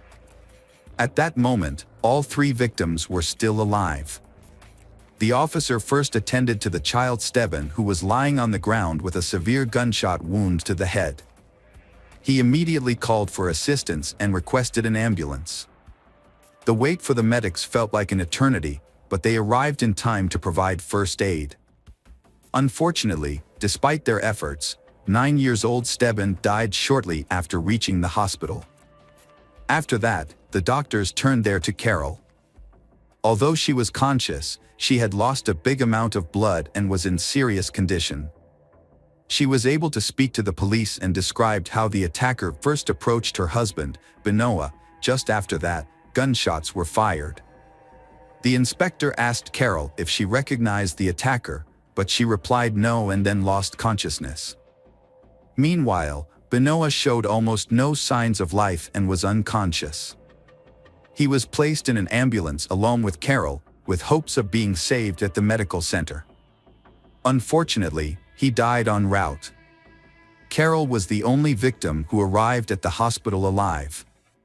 She was rushed into surgery, and throughout the night, the surgeons worked tirelessly to save her, but their efforts were in vain. Carol's family was informed about the incident, and her parents and sisters were left in shock, anxiously waiting and unsure if Carol would survive. In the end, they lost her. Law enforcement officers were interviewing everyone who have witnessed the shooting. The first witness was a neighbor who saw a suspicious woman running away from the scene through his window. She was petite and slender, wearing a dark short dress. After the shooting, she quickly crossed the road and disappeared. Another witness, a former Marine, also looked out when the shooting occurred. The whole incident happened in just a few seconds before the attacker fled. He confirmed that the shooter was a woman. This neighbor's vantage point allowed him to see her getting into a car and driving away with her headlights off. He was able to provide a description of the car. There was limited information available, as there were no details regarding the license plates, and the model and color of the car could only be estimated. The police couldn't identify the shooter because there were no clear images of her face or any distinguishing features. Local residents were troubled by the event. Everyone was shocked by the tragedy, and neighbors of Carol who had CCTV cameras willingly gave the police full access to their footage. This led to the discovery of a suspicious dark sedan that parked away from Carol's home about half an hour before they left at 9:48 p.m. Just 2 minutes after the attack, this dark sedan drove away with a woman inside. The description matched the vehicle that the suspect used to flee the scene. Unfortunately, all video footage did not show the license plates or any specific details about the car. It was only through meticulous analysis of the video that the police identified the car model as a BMW 5 Series. The crimes were clearly recorded on tape. Benoit was shot 3 times, and 3 additional shots were meant for Carol, while the child Stebbins suffered a single gunshot wound to the head. The shooter used a 9mm pistol and aimed primarily at the upper body, leaving little chance for survival. Once investigators discovered that Benoit had recognized the shooter, they began to thoroughly examine his contacts to identify potential suspects. Detectives analyzed Benoit's computer and reviewed all communication methods, including the messaging apps used by he. The police gradually discovered that Benoit was not the ideal husband he appeared to be. Behind the facade of a perfect marriage lay several troubling truths. Benoit, who held a prominent position at the bank, frequently pursued women and used his authority to flirt with them. Multiple bank employees reported his behavior. One witness, Sandra Chundell, came to the bank in 2013 seeking a job. After a brief introduction, the manager, Benoit, invited her to his office. Sandra described feeling very uncomfortable being alone with him. He acted like a predator, rarely making eye contact and instead focusing on her neckline, which made her feel embarrassed. It seemed as if he was undressing her with his eyes. Although Benoit is seen as a loving family man, but he had regular affairs, engaging in cheating on his wife frequently rather than infrequently. This thing led to a long list of potential suspects, including his co-workers and the husbands of the women he had affairs with. However, witness accounts pointed to a woman being involved in the shooting, which drew immediate attention from investigators. Law enforcement recognized that there were many who might bear a grudge against Benoit, which meant they had a week's worth of interviews and investigations ahead of them. Benoit has a strong personality. He often speaks bluntly and is quite strict, which makes some people feel uncomfortable and stay away from him. Despite this, he is a valued member of the workplace and a great manager. Investigations into bank employees provided the police with no new leads. The next theory considered was that of murder linked to workplace issues. By examining Benoit's transactions, the police identified a couple of suspects who had strong motives for murder. While investigating Benoit's computer, the police discovered notes about Anna Maria Troiano. She married Trojan at a young age, and their marriage was initially strong. However, in 2002, they encountered serious problems when her husband, Trojan, lost his job due to the metallurgical plant's closure. At that time, they already had children, and the family's financial difficulty deeply affected him, making it difficult for him to support the household. Consequently, Anna decided to take on a different role and start her own business. Anna opened a hair salon and quickly became popular with the locals, bringing in a good income for her family. Meanwhile, Trojan took on the role of a stay-at-home dad, taking care of their children. He later joined Anna in their business and helped her grow it further. The hair salon was thriving, and the couple realized they needed more funds to expand. They envisioned a full-service beauty salon and wanted to hire other beauty professionals. They believed this would be a successful venture, but it required a significant investment for renting more space and buying new equipment and supplies. To secure the necessary funds, they approached the bank for a loan, the same bank where Benoit and Carol were employed. They spoke directly with Carol, who gave them a verbal agreement for a €175,000 loan. Anna and Trojan was eager to grow their business, so they quickly used a large portion of their own savings to rent a larger space. They were waiting for a loan from the bank, but at the last minute, Benoit discovered their situation and deemed Anna and her husband's business too risky for a loan. Benoit was strongly opposed to lending them money and refused their loan application. Unfortunately, Anna and Trojan had not yet signed a formal loan agreement, so their arrangement with the bank was only verbal. The bank manager, Benoit, acted within his rights and could deny the loan based on these circumstances, as Carol's verbal promise had no legal standing. Meanwhile, Anna and Trojan are having a lot of financial trouble after investing all their money into the business and desperately needed the loan. In response to their predicament, Anna and Trojan decided to sue the bank, even though they knew their chances of winning were slim. Ultimately, they lost the case, worsening their financial difficulties. They faced significant challenges due to ongoing pressure, leading them to lose everything. Their rush to pay rent resulted in a massive debt of €50,000. Although they rented a new space, they lacked the funds for renovations, repairs, and equipment, leaving the premises unused and without income. They also incurred hefty legal fees from hiring good lawyers. Unable to pay off their large debt all at once, they were forced to sell their house and move in with their parents. This situation causes constant conflicts between them, putting them at risk of divorce. Investigators believe that financial troubles and legal issues may have been the motive for the crime, as Anna and Trojan were desperate and destitute, so they may have wanted revenge. As a result, the police began to investigate them as potential suspects. They initially considered that the perpetrator might be a woman. However, Anna had a solid alibi. She was in another city at the time of the murder, therefore, she was immediately eliminated from the suspect list. Detectives then turned their attention to Anna's husband, Trojan. They discovered that Trojan had a criminal history involving violence. Additionally, he drove a BMW 5 Series, and older models of this car were spotted on CCTV footage near the house of Carol.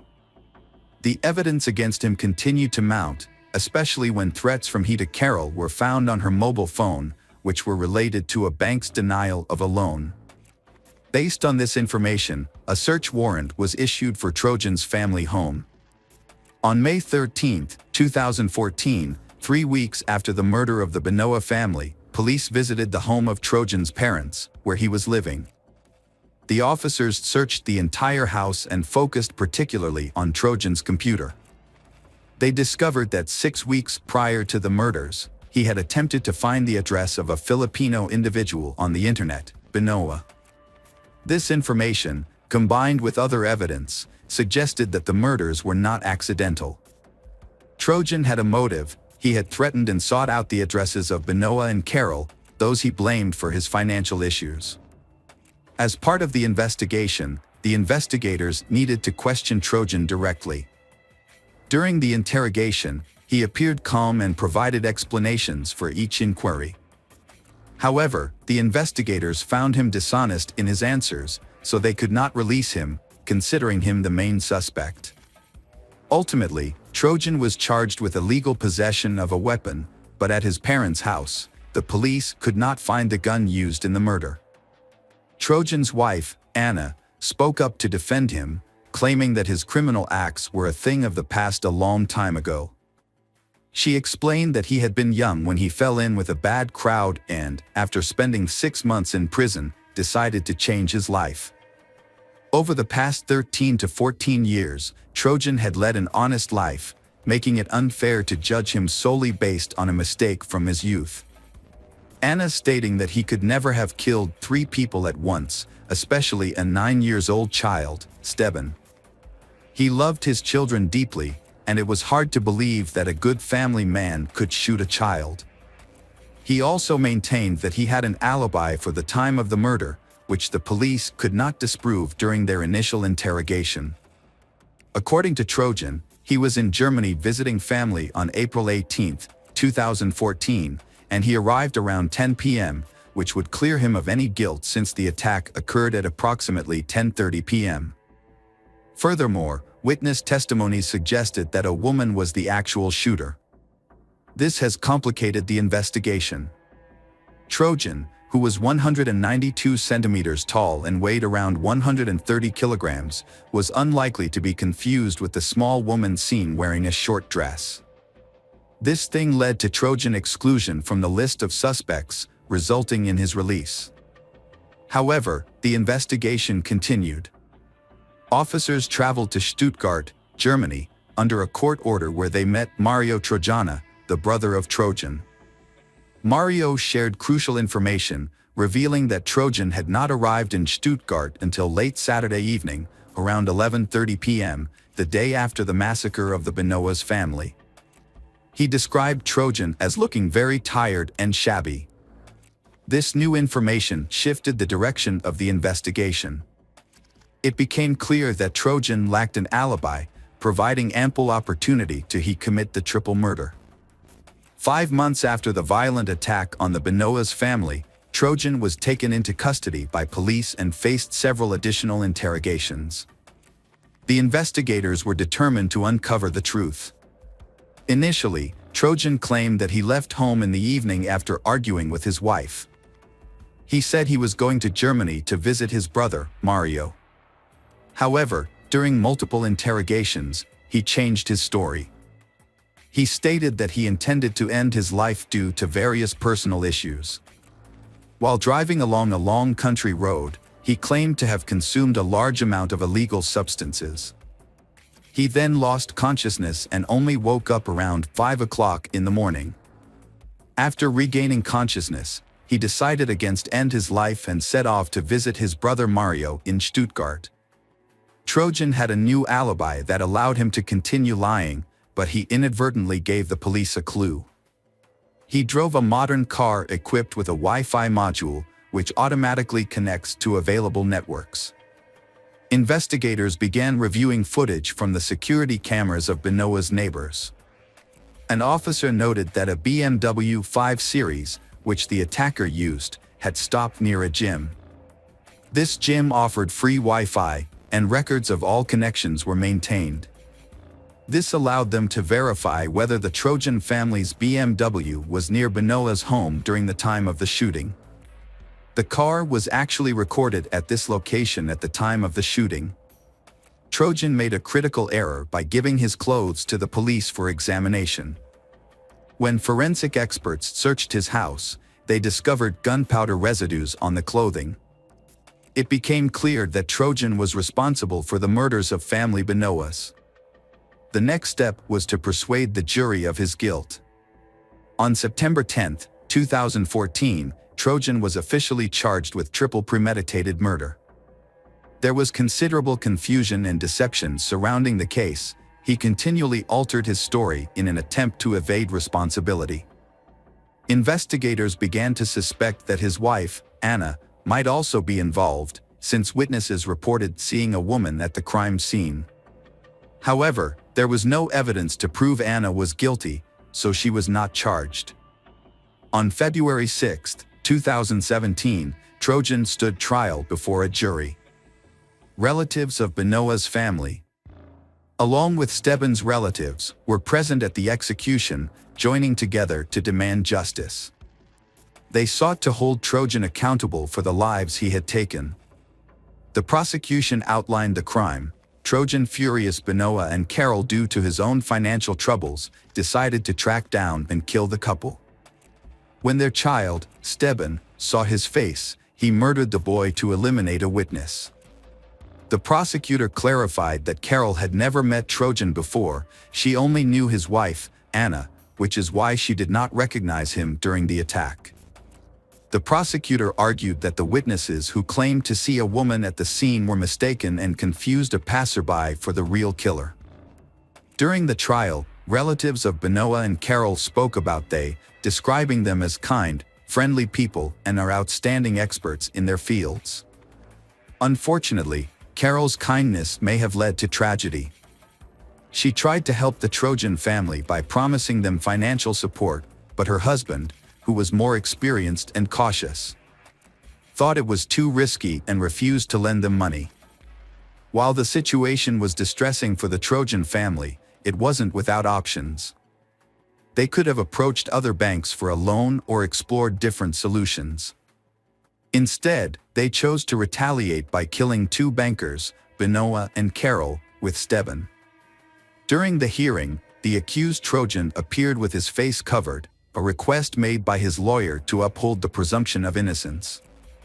Trojan showed a complete lack of understanding of the situation and maintained his innocence until the very end. His demeanor and confidence even seemed to sway the jury. His lawyers emphasized that he was a good father and could not possibly have shot another person's child, Steban. They also argued that the absence of a murder weapon, along with witness statements confirming the presence of women at the crime scene, made it impossible to accuse Trojan. It appeared that the jury was leaning towards acquittal. However, on the sixth day of the trial, crucial evidence emerged against Trojan. A video from his mobile phone was presented, which seemingly showed him accidentally capturing himself hiding the gun under a pillow. The fact that the gun was a rare model, linked to his criminal history, weighed heavily against him.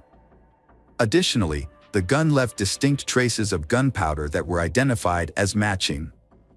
This evidence contradicted his statements, shifting the case's momentum towards the prosecution. Trojan's lies ultimately became the critical turning point in the trial. The trial lasted 2 weeks, after which the jury was certain of Trojan's guilt.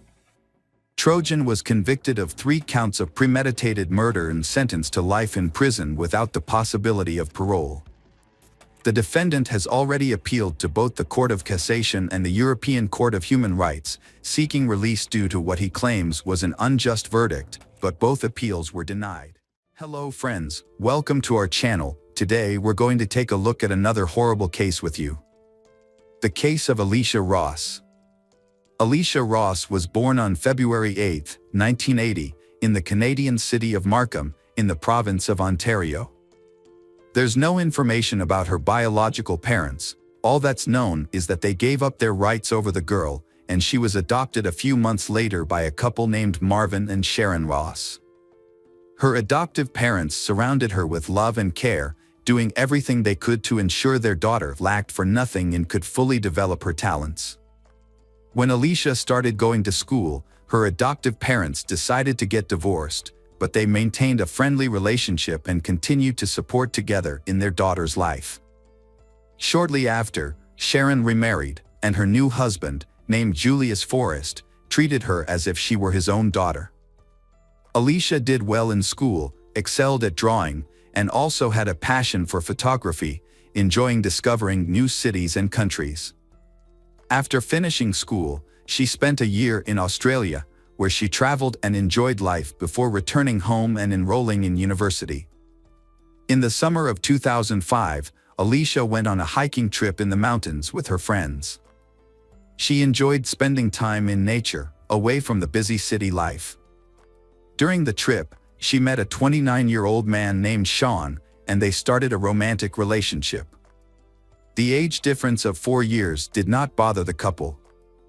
At the time, Alicia still lived in her adoptive parents' home, occupying the basement with a separate entrance, which allowed her to live independently from her parents. On August 16th, Alicia took a walk in the park with her adoptive mother and their dogs. Alicia seemed happy and shared that she was about to be promoted to the position of senior sales manager at work. She was very proud as she had been working hard for a long time, and her efforts were finally paying off. Additionally, Alicia talked to her mother about her boyfriend, Sean, whom she had been dating for just over a month but she seemed deeply in love with. Alicia hoped that this romance could develop into something more significant in the future and expressed a desire to introduce Sean to her adoptive parents by arranging a family dinner. After a stroll through the park, Sharon headed home, and Alicia went out on a date with her sweetheart, promising not to stay out too late because she had to get up early for work the next day. They said their goodbyes and went their separate ways. After meeting with Sean, Alicia invited him to her house. They had a good time together, and around midnight, he went home. Alicia accompanied him to the door, which served as a second exit from the backyard. They said goodbye with a kiss, and then he left, promising to call her as soon as he got home. Around midnight, as promised, Sean called his girlfriend, but she didn't answer the phone. He wasn't too worried, thinking that Alicia had simply fallen asleep since she had to get up early for work. However, the next morning, when he tried to call her again and she still didn't answer, he genuinely became concerned and contacted a mutual acquaintance who worked in the same office as Alicia. From her, he learned that Alicia had not gone to work, and he immediately rushed to her house.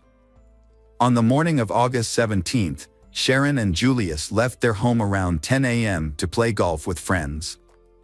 They noticed their daughter's car in the driveway but assumed a colleague had picked her up, so they didn't think much of it and continued with their plans. About half an hour later, Sean arrived at the Ross residence and, finding no sign of Alicia there, he called the police to report her as a missing person. Sean also immediately contacted Sharon to inform her of the situation. Sharon and Julius rushed home immediately after hearing the news. By the time they arrived, the police were already present at the scene. Sean was the first person to notice the girl's disappearance and inform the authorities. Sean was also the last person to see Alicia alive and well the evening before she vanished. According to Sean, they had said goodbye at the gate where his car was parked around midnight, and she had not been in touch since then. When Sharon and Julius reached the house, law enforcement was already there, investigating the area and speaking with Sean, who had called them. Sean appeared visibly nervous and distraught. When the mother checked Alicia's room, she noticed that all of her daughter's personal belongings were still in their place. Her purse, passport, driver's license, keys, cell phone, bank cards, and cash were all left behind. The gate was open but not forced, suggesting that she either let her abductor in or willingly left the yard with someone. In the backyard, the police found some signs of disturbance. The lawn and flowers in one spot were trampled, as if someone had fallen there. Additionally, a pair of cigarettes and Alicia's right sandal, which she had been wearing the evening before, were found on the ground in a straight line. Neither Alicia nor her parents smoked, and Sean claimed he never smoked that particular brand. Sean was considered the prime suspect almost immediately. At first, he was clearly very nervous and his narration seemed a bit confusing and disjointed. Second, he was the first to report his girlfriend's disappearance to the police, even before speaking with her parents and confirming that they hadn't seen her either. Therefore, he definitely knew she was missing. Moreover, the authorities found biological traces of Sean and her on her bed. Based on this, the investigation speculated that Alicia may have rejected Sean's advances, and he decided to force himself on her, then trying to cover his tracks, and staging her disappearance, which likely resulted in her losing her life. Sean was brought to the police station and questioned. The investigator presented their theory to him, which left the young man stunned. He was dismayed to be the prime suspect and swore he would never harm his girlfriend, as he loved her. Sean admitted they had intimate moments that evening, but insisted it was consensual. Her parents had nothing bad to say about Sean. He hadn't argued with their daughter, hadn't mistreated her, and she spoke only well of him. Their relationship was progressing rapidly and quite happily, and Alicia even hoped to have a future with him. It's understandable that the parents are deeply concerned about their daughter's disappearance. The facts known so far suggest that she had no plans or reasons to leave her apartment. She was looking forward to a promotion at her workplace, and as a responsible person, it's unlikely she would have just abandoned everything. Even if there had been unforeseen circumstances, she would have surely informed her parents and taken her documents, money, and phone with her. The police couldn't find sufficient evidence to arrest Sean, so he was released after questioning. However, the investigators haven't completely ruled out Sean as a suspect and are continuing to monitor him. Sean himself seemed depressed and very disturbed. An intensive search for Alicia began the day after she went missing. Initially, a thorough inspection of the house and yard was conducted. Investigators examined the surrounding area in detail and interviewed neighbors. However, no one reported having heard or seen anything suspicious that night. The authorities theorized that the woman disappeared sometime between midnight, when she said goodbye to Sean, and dawn, a time when the streets are usually quiet and deserted, making it difficult to find witnesses. Flyers with Alicia's photos were distributed throughout the city, listing the phone numbers where people could provide any information about her whereabouts. The search for Alicia became one of the most extensive operations in the history of Ontario. Every rugged terrain, ravine, and swampy area were examined, but no clues, leads, or even suggestions about the whereabouts of the missing woman were found. Her parents also appealed to the public through the media, expressing their belief that their daughter was still alive but was being held against her will somewhere. They implored whoever had their daughter to let her return home unharmed and not to do her any harm. The police leaned towards the theory that someone Alicia knew personally had kidnapped her and possibly ended her life. This hypothesis was supported by the lack of signs of struggle, the absence of evidence of entry, and the fact that the door had been left open, but no concrete clues were found. The cigarette found on the floor had only a very smudged fingerprint that could not be identified. Investigators thoroughly reviewed Alicia's contacts and analyzed all calls and messages from her phone and email, but nothing suspicious was uncovered. On the 6th day of the search, the case was officially classified as a criminal offense, even though there was a lack of evidence, and Sean remained the main suspect. Sean lived alone in his own house about 10 miles from Alicia's house. After realizing that public suspicion had increased following his media appearance, he no longer participated in the search and refused to speak to the press. The investigators questioned Sean 3 more times, but his story remained consistent. He was then offered a lie detector test, which he refused, further convincing the police that he was involved in the crime. 2 weeks after the disappearance, Sean was arrested on an unrelated charge. He was pulled over late at night for driving under the influence and resisting arrest. Speculation arose that he was drowning his guilt in alcohol. After Sean's arrest, Alicia's parents gave another interview, sharing that they had not met him personally and only knew of him through their daughter's stories. They believed she was happy, but now Sharon considered the possibility that she may have withheld certain details to avoid upsetting them, despite having planned to introduce her boyfriend to her family soon. The police interviewed Sean's neighbors to determine if they had noticed anything unusual recently, such as him disposing of large trash bags, behaving suspiciously, leaving unexpectedly, or washing his car. However, these investigations did not yield any significant information. The detectives were left hoping that Sean would eventually confess everything. About a month after Alicia's disappearance, there was an unexpected development in the case. The initial media attention surrounding her case began to wane, and the search efforts continued but were no longer prominently featured in news reports. The investigation appeared to have reached a dead end. Then, on September 20th, 2005, more than a month after Alicia went missing, a completely unexpected twist occurred. A 31-year-old local resident named Daniel contacted the police and confessed to ending Alicia's life, providing the location where he had hidden her body. It's important to note that this man was never under suspicion, and the police had not considered him at all during their investigation. Initially, it seemed that the man simply craved fame and attention, and therefore decided to take responsibility for the most notorious case in recent years. However, all doubts were dispelled when the police found her body in the location he had indicated. Before delving into who this new person of interest was, let's examine why the police had not shown any interest in him previously. Daniel was an unemployed inmate who lived in his mother's house, which was adjacent to the Alicia family's home. Their house were separated by unkempt shrubs, forming an almost impenetrable barrier. Although the criminal and the victim had lived practically their entire lives right next to each other, they had never interacted before. Alicia had observed Daniel behaving in an unusual manner on his house, leading her to believe he might be mentally unwell. Daniel had experienced significant socialization issues from a young age. He lacked friends, was mocked at school, and all his attempts to form relationships were unsuccessful, causing him to develop a deep resentment towards women. As a child, girls had rejected him, calling him a loser and refusing to associate with him.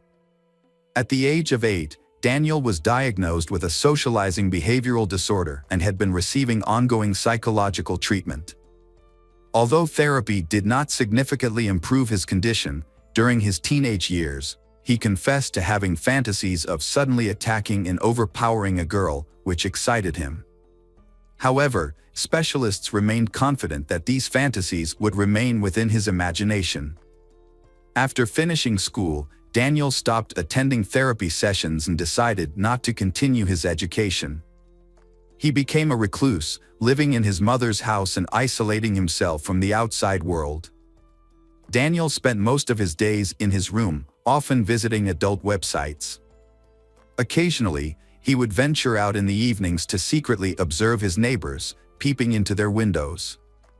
He seemed particularly interested in watching when someone was engaged in intimate activities, which excited him. Daniel initially claimed that Alicia's death was accidental and he hid the body to avoid punishment. He said that when he realized she showed no signs of life, he placed her body in the trunk of his mother's car and drove about 50 miles out of town, hiding it in a bushy ravine by the side of a country road. 3 weeks later, fearing the body would be discovered, he moved it in the middle of the night to a deserted area. The body was found in the place Daniel indicated, confirming Daniel's guilt. The condition of the remains suggested the girl had been treated with extreme cruelty. Alicia seemed to have been hit by a vehicle. The forensic examination revealed that she had almost all of her ribs broken, her neck and both arms fractured, and extensive closed head trauma with internal bleeding. The exact cause of death could not be determined. The forensic experts were surprised, as they had never seen anything like it before. It was necessary to clarify all the circumstances and the timeline of events that fateful night to precisely determine how Alicia suffered such injuries. Initially, the convicted man claimed he had had an argument with his neighbor on a path covered in bushes between their houses. At some point during the verbal altercation, she called him a loser, which angered him, and he struck her in the head. When she fell, he kicked her several times in the chest. When he realized she wasn't breathing, he decided to hide the body and then moved it again when the search area expanded. However, there was something in his story that didn't add up. There were missing details and specifics. For example, it wasn't clear what Daniel was doing at his neighbor's house at night, why they started arguing, what caused such a brutal beating, and why the evidence found at the scene was arranged in a straight line. Restoring the full picture of events was challenging, but law enforcement managed to do so. That evening, Daniel went to spy on his neighbors. He noticed that Alicia's boyfriend had come over, so he approached their house closely. As the couple was being intimate, he watched them from a window. Then he moved back to the bushes but did not leave. Closer to midnight, the lovers went outside and kissed by the gate, just a couple of feet away from the lurking neighbor. When Sean left, the girl returned to the yard and noticed Daniel. She became very angry, realizing that he had been spying on her and her boyfriend all this time. She started yelling at him, calling him a pervert, and demanded that he leave immediately. Finally, Alicia called him a loser, after which she turned around and was about to go back into the house. This is a very disturbing and violent incident. The victim was subjected to a brutal physical assault, with the perpetrator striking her numerous times in the head, neck, chest, and back, causing extensive injuries and internal bleeding. After realizing the victim had died, the perpetrator moved the body to his garage, stripped her naked, and masturbated. He then placed the corpse in the trunk of his mother's car and transported it to a remote location outside the city. This sequence of events indicates a severe lack of empathy and disregard for human life. The language used is graphic and unsettling, but necessary to convey the gravity of the situation. Upon returning to his home, the criminal took a shower, changed his clothes, and behaved as if nothing had happened. His clothes, as well as the personal belongings of the victim and the towels he used to clean the crime scene, were bagged and disposed of. The trial and sentencing only began in April 2007, when new details were made public. The accused confessed to having taken the life of his neighbor, but he and his lawyer insisted that it was an involuntary act. Additionally, the defense requested a psychiatric evaluation, indicating that Daniel was ill and should not be considered responsible for his actions, suggesting that he should be treated in a clinic rather than incarcerated. However, the prosecution argued that, despite his mental illness and issues with anger management, Daniel acted with full awareness of the consequences of his actions. He ruthlessly kicked Alicia with all his might, knowing that this would likely result in her death. Nevertheless, the court-ordered psychiatric evaluation confirmed that the accused could be fully responsible for his actions. Regarding the items found in the backyard, Daniel never admitted to having placed them in a straight line. On May 7, 2007, Daniel Sylvester was convicted of second-degree murder and sentenced to life imprisonment with the possibility of parole after 16 years. A year later, Canadian singer-songwriter Kathleen Edwards wrote a song titled Alicia Ross, which portrayed the events from the perspective of Alicia during the final moments of her life. Welcome back, mystery lovers. Today's case is going to keep you on the edge of your seat. The case of Crystal Perry. Crystal Perry was born on August 23, 1963, in Rumford, Maine, a small town in the United States. As the youngest of 10 children, her parents faced great challenges in providing for their large family. In difficult circumstances, Crystal and her siblings grew up quite independently, with her parents being too busy to look after all the children. Fortunately, Crystal's older sister, who was only 12 years old when Crystal was born, took on the role of mother and looked after her younger brothers and sisters. Growing up in such a difficult environment, they all wanted to start their own lives as soon as possible, so her siblings lived in different cities and states. Crystal also dreamed of starting a family. While in high school, she met Tom and they eventually got married. Initially, they moved to California, but Crystal soon realized that city life was not for her. After a year and a half, they decided to return to Maine and settled in Bridgeton, a small town about an hour away from Crystal's hometown. The quaint town is famous for being the setting of Stephen King's novel, The Mist. Crystal worked at a local shoe store, while Tom held various part-time jobs. Later, Crystal found out she was pregnant and they welcomed their daughter, Sarah. Although Tom initially wanted to be a father, his relationship with Crystal became complicated after their daughter was born. He began spending more and more time at a local bar, wasting almost all of their money on alcohol. At one point, he even took all of Crystal's savings to buy groceries, leaving them without food. The financial burden of Tom's drinking problem became too much for their relationship, and Crystal eventually decided to file for divorce. After the divorce, Tom still visited his daughter occasionally, but he was not actively involved in her life. The situation became worse when Tom started dating someone new and his girlfriend began harassing Crystal, constantly calling and threatening her, visiting her house and causing chaos in public, all because she could not accept Crystal's previous marriage to Tom. Crystal was hesitant about Sarah visiting her father because she was worried that his new girlfriend could endanger Sarah's safety. After her parents' divorce, Crystal moved in with her mother.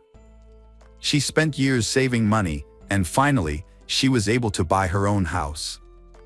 The house was located in the suburb of Bridgeton, near a peaceful lake and a forest. Crystal and Sarah were delighted to finally have a place they could call their own. Crystal grew up in a large family, so when she had her own daughter, she gave her as much time, attention, and love as she could. After a long day at work, Crystal and her daughter, Sarah, would often rent a movie or just talk for hours. One evening, on May 10, 1994, when Crystal was 30 and Sarah was 12, they watched the solar eclipse together. The next day went as usual. Crystal went to work and Sarah went to school. That evening, they had dinner and Crystal put Sarah to bed. A few hours later, Sarah woke to the sound of her mother screaming. At first, she thought Crystal was on the phone, arguing with someone. However, she quickly realized the situation was much more serious. Crystal's screams were loud and frantic, making Sarah think someone was attacking her mother. With the bedroom door ajar, Sarah mustered up the courage to approach, despite her mounting fear. She moved closer to the door, and as she listened, she realized the scream was coming from the kitchen. However, from where she stood, Sarah couldn't see what was happening.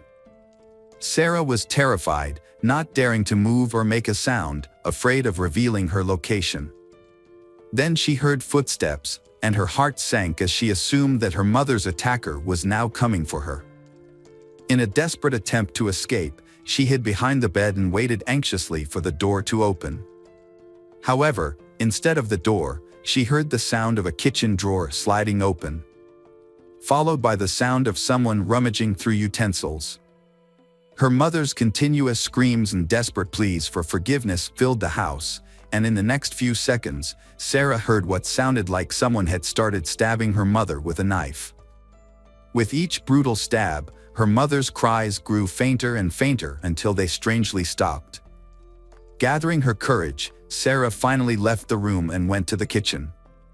What she saw was a horrifying sight. The only light came from the moon shining through the window, as the kitchen lights were off. The clock on the wall read 1 a.m. When she entered the kitchen, she saw her mother lying on the floor in a large pool of blood that covered the entire floor. Despite her shock, Sarah knew she had to call for help immediately. Next to her mother's hand was a phone. Sarah quickly picked up the phone and dialed 911, but she only received complete silence on the other end of the line. She then ran to Crystal's room to try the second phone. But unfortunately, it didn't work either. Despite trying several times and getting the same result, Sarah realized that she had only one option left: to seek help from the neighbors. Braving the cold of the May night in only her pajamas and bare feet, Sarah ran out of the house and into the street. Her main concern was to find someone to help her injured mother. She started running to the nearest house, about half a mile away, towards the center of the city. However, when she knocked repeatedly, no one answered. Undeterred, Sarah continued to run to other nearby houses, knocking on each door, but still no one answered. Finally, after several attempts at many houses, Sarah arrived at a local Italian restaurant, whose owner lived in the adjacent building. She knocked desperately and finally got an answer.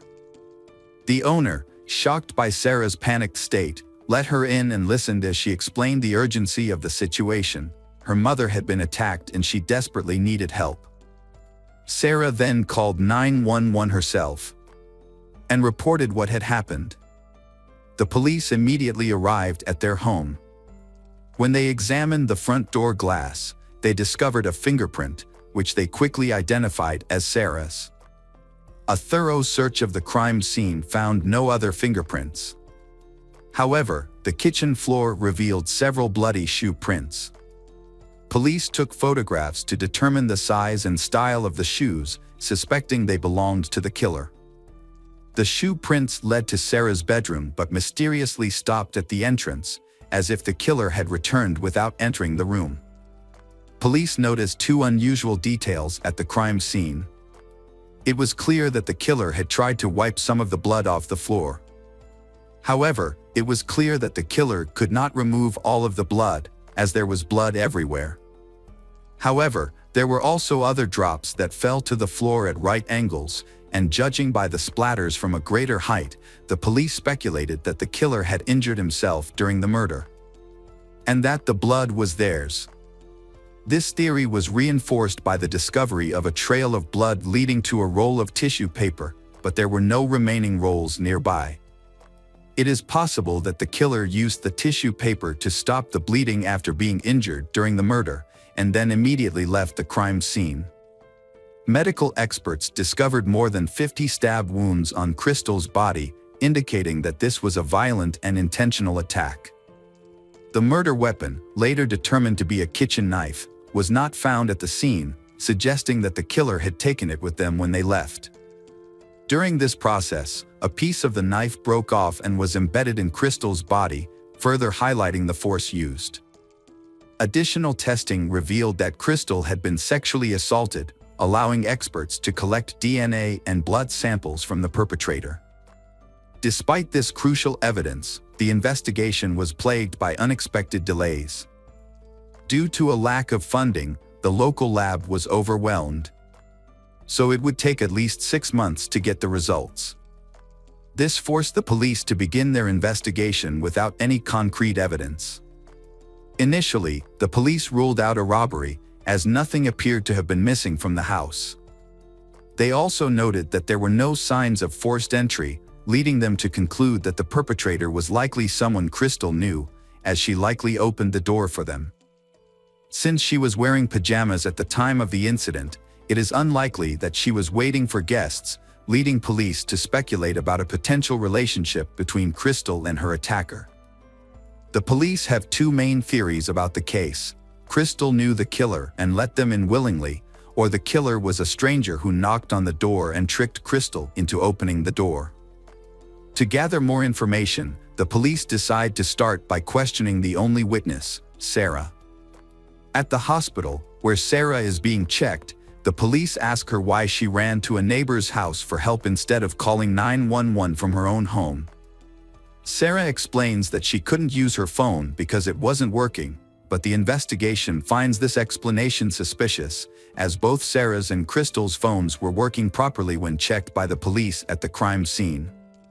Police believe Sarah may have become confused due to the stress of the situation. Initially, they considered the possibility that the first phone was inoperable, as the first caller had turned off her phone and needed to reset it to make another call. As for the second phone, they did not rule out the possibility that Sarah may have dialed the wrong number in her haste or that the phone line may have been temporarily disconnected due to the rain. As the investigation continued, the police asked Sarah if she had seen the killer. Sarah replied that she had been in her bedroom during the incident. However, the police were a little skeptical of her story and asked how she knew her mother had been attacked with a knife. Sarah's explanation was that it was obvious. But the police continued to press her. They felt that she might be withholding some information and that she had actually seen the killer. In the 3 days after the murder, the police interviewed Sarah 18 times. They hoped her story would change, but she stuck to her original account of events. Then the police found their first important clue. A local shoe store had a pair of boots with soles that matched the bloody footprints found at the scene. They also discovered that Crystal had been harassed by Teresa, the girlfriend of her ex-husband Tom. Although the killer was clearly a man, the police decided to investigate Teresa because she had repeatedly threatened to kill Crystal. Teresa may have had someone help her commit the crime, but the police did not find any evidence to support this idea. During their investigation, they discovered that Crystal was in a relationship with a man named Dennis at the time of her death. The two had met 2 years before Dennis started working at the shoe store where Crystal worked. They began dating soon after and eventually became engaged, although they never married. The police found that their relationship was strained, with frequent arguments between the couple and Dennis sometimes engaging in aggressive behavior, such as breaking things and punching walls. However, the police did not find any evidence that he had ever harmed Crystal. The day after the murder, the police came to Dennis's house. When he opened the door, they asked him if he had left the night before or if he had seen Crystal. Dennis immediately responded by asking if Crystal was dead, and he passed out shortly after. After regaining consciousness, Dennis began answering the police's questions. He explained that he had originally planned to visit Crystal that evening, but he had been late for work because he had helped a friend fix his car. When he finally returned home, he called Crystal, but she told him it was too late to visit. This led to an argument and Dennis stayed home. Although the police could not be 100% sure that he was telling the truth, they were able to verify that he had helped his friend fix his car that evening. Dennis also voluntarily took a lie detector test, which the police found no signs of lying. Although the police noticed that he had the same shoe size as the killer, they did not find any matching shoes in Dennis's home.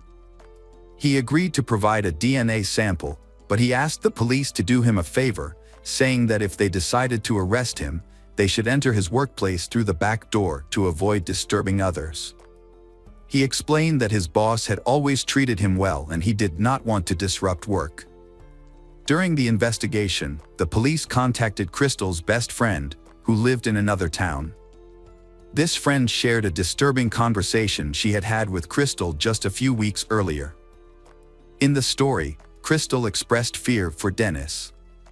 Their arguments escalated and Dennis became increasingly aggressive.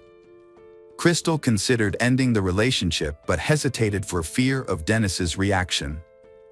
The police then went to Crystal's workplace to further question her coworkers, but were unable to gather any useful information. As soon as the police left Crystal's workplace, Dennis entered and began asking what the coworkers had told the police. Despite the police's efforts, no evidence was found to implicate Dennis, and had to wait months for the DNA results, so they continued to search for other potential leads. This led them to a local man named Donnie, who had gotten drunk at a party and started bragging about killing Crystal. During the investigation, police brought Donnie in for questioning. However, the man claimed that he had no memory of attending a party and denied any involvement in the murder. Police later discovered that Donnie was an alcoholic and a notorious liar.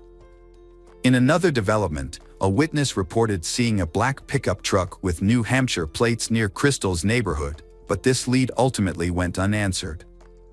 Another witness came forward describing an incident in which she drove past Crystal's house on the night of the murder. She recalled hearing sirens, assuming they were related to her boyfriend, who lived down the street and was a frequent troublemaker. At the same time, she saw a car with headlights following her at high speed. Thinking that the driver was chasing her, she turned onto another street. However, the car passed her. Police have not been able to confirm whether the car was related to Crystal's murder. The investigation is still ongoing, and they have had difficulty finding any concrete evidence. In an effort to get the case back on track, Crystal's family has offered a $10,000 reward for any information and has posted flyers around town to attract potential witnesses. However, Crystal's ex-husband's girlfriend, Teresa, has been seen repeatedly tearing up these flyers. Crystal's ex-husband, Tom, was investigated thoroughly, but police eventually ruled him out as a suspect. He was an alcoholic and had become worse over the years, leaving him almost drunk. In this state, it seemed impossible for him to commit such a crime, and he had no apparent motive. The police investigated two other men Crystal had dated after her divorce, but found no connection between them and the crime. All the men, including Tom, provided DNA samples. The police waited for the test results, which took 9 months. When they did, they showed that the blood and semen samples did not match any of the suspects, including Dennis. With no new leads, the police requested a DNA sample from Dennis again for further testing, but the results remained the same. With no progress, they decided to re-interview their only witness, Sarah. They still believed that she was lying to them, or that her mind had blocked out the horrific memories of her mother's murder and that she had actually seen the killer. To investigate further, they traveled to Texas, where Sarah was living with her aunt, and took a polygraph test. The results showed no deception on Sarah's part. However, the police continued to interrogate her over and over again, asking the same questions. But she repeatedly insisted that she had not seen the killer. Ultimately, the case remained unsolved for years, with police continuing to interview witnesses and potential suspects, but without any significant breakthroughs. In the late 1990s, the FBI DNA database became available, allowing police to upload a DNA sample of Crystal's killer. However, no match was found. A new police officer took over the case in 1999, determined to review all the available evidence and collect more DNA samples from men in the town and surrounding areas. Advances in laboratory technology allowed for faster testing, and hundreds of samples were collected. Unfortunately, none of these samples matched the killer's DNA. The police also asked Sarah to work with a psychologist to explore the possibility of recovering repressed memories of the crime. Sarah agreed, but the psychologist concluded that her claim of not seeing the perpetrator was true and that she had not actually repressed any memories. Years passed. And despite the police's continued efforts, the case remained unsolved due to a lack of new leads.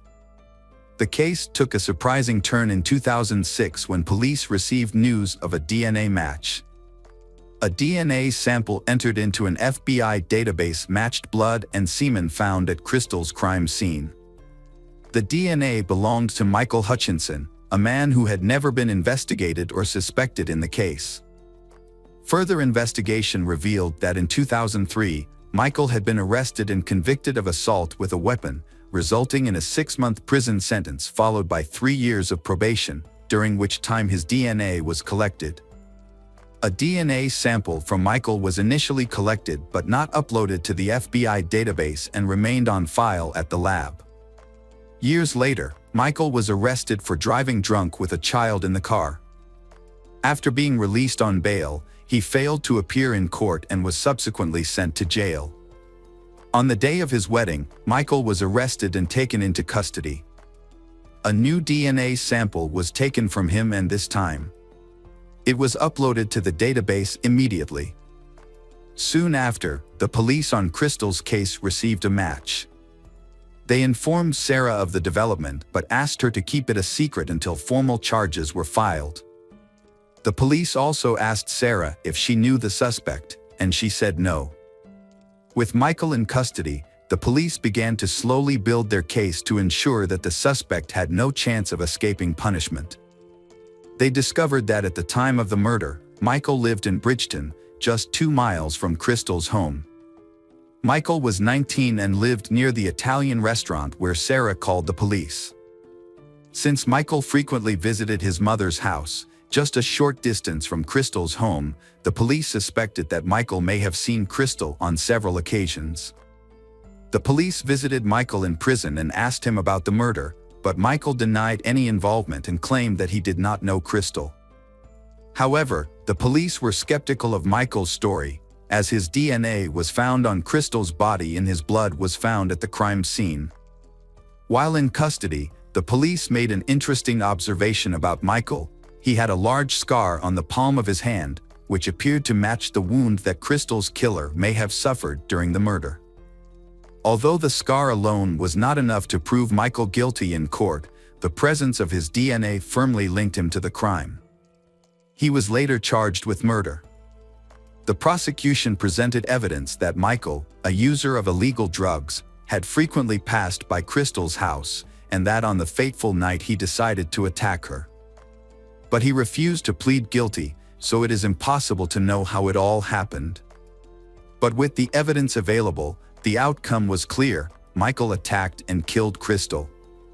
During the trial, an explanation was also sought for the killer not leaving any fingerprints at the crime scene, as Michael worked as a bricklayer.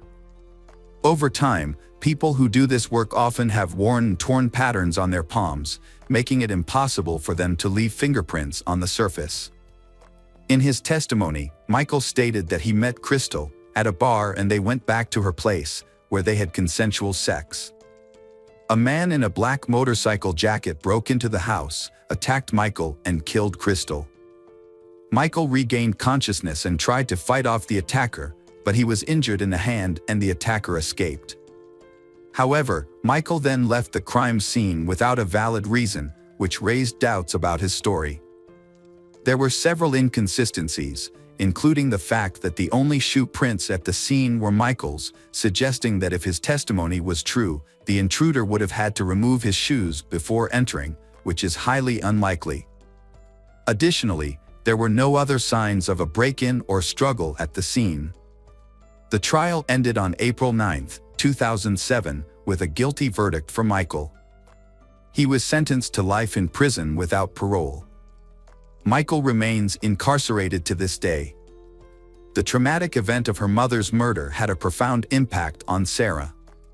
However, over time, she found the strength to rebuild her life. Sarah pursued further education, pursued a writing career, and eventually published a book chronicling her mother's murder, compiling all the available information. Furthermore, while writing the book, Sarah discovered new facts about the case that the police had overlooked. She discovered that Michael often borrowed his father's car, a black Ford pickup with New Hampshire license plates. This information was important because a witness had previously reported seeing a similar car near Crystal's house on the night of the murder. Another witness also reported seeing a car with its high beams speeding past her house that night. She initially thought the police were headed for her boyfriend's house because she mistook the sirens of an ambulance for police sirens. The woman's boyfriend was revealed to be Michael. The police had recorded his name and address in the report. However, they did not investigate him further at that time.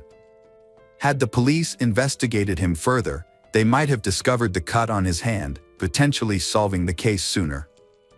Unfortunately, past events cannot be changed. Hello, crime enthusiasts, are you ready for another chilling investigation? The case of Mitzi Sanchez. Mitzi Sanchez was born on August 10, 1992 in Vallejo, California. She grew up in a loving family with 2 brothers and an older sister. As a child, Mitzi was very cheerful and energetic. She loved playing outdoors with her friends and spending time with her siblings. Mitzi was independent from a young age. When she started elementary school, her parents let her walk to school with her brother and they did not need an adult to accompany them. Fortunately, the school was close to their home and most of the way to school was on busy roads, making it safer for them to get to school. August 10, 2000 was Mitzi's 8th birthday and her family prepared a party to celebrate this special day. However, her school did not allow students to miss school on their birthdays. When Mitzi asked her mother if she could miss school on her birthday, her mother refused. Mitzi was very upset about this, and around 7:30 a.m., she left home with her brother. After school, Mitzi had to wait for her brother so they could walk home together. However, when her brother got out of school, he couldn't find his sister anywhere. Thinking that his sister had walked home by herself, he went home alone, but it turned out that Mitzi wasn't home. Mitzi's older sister was home at the time, and she noticed that her younger sister Mitzi hadn't come home yet, which seemed unusual, especially since it was Mitzi's birthday today and she was really looking forward to her birthday party. She waited for a while, hoping that Mitzi would eventually show up. At 4 p.m., her older sister became worried and called their mother to inform her of Mitzi's absence. Their mother quickly contacted Mitzi's school and found out that Mitzi had attended all of her classes that day. The mother then contacted other family members and friends of Mitzi, but no one had seen Mitzi since she left school. Mitzi's relatives became concerned and began searching for her. Family, friends, and neighbors joined in the effort, quickly organizing a large-scale search campaign. Some volunteers walked the streets, while others canvassed the neighborhood, going door to door along the route from Mitzi's home to her school, asking if anyone had seen her. Flyers with information about the girl were also printed and distributed. However, despite these extensive efforts, no one had any news of Mitzi, prompting her parents to contact the 911 emergency services. The police immediately joined the search for Mitzi and local media began reporting on the case the same day Mitzi went missing. The case has attracted widespread attention because similar incidents have occurred in their town before, raising concerns in the community. In fact, for years, an unknown perpetrator or perpetrators have been abducting children in Vallejo. The most recent case, before Mitzi's disappearance, occurred in December 1999.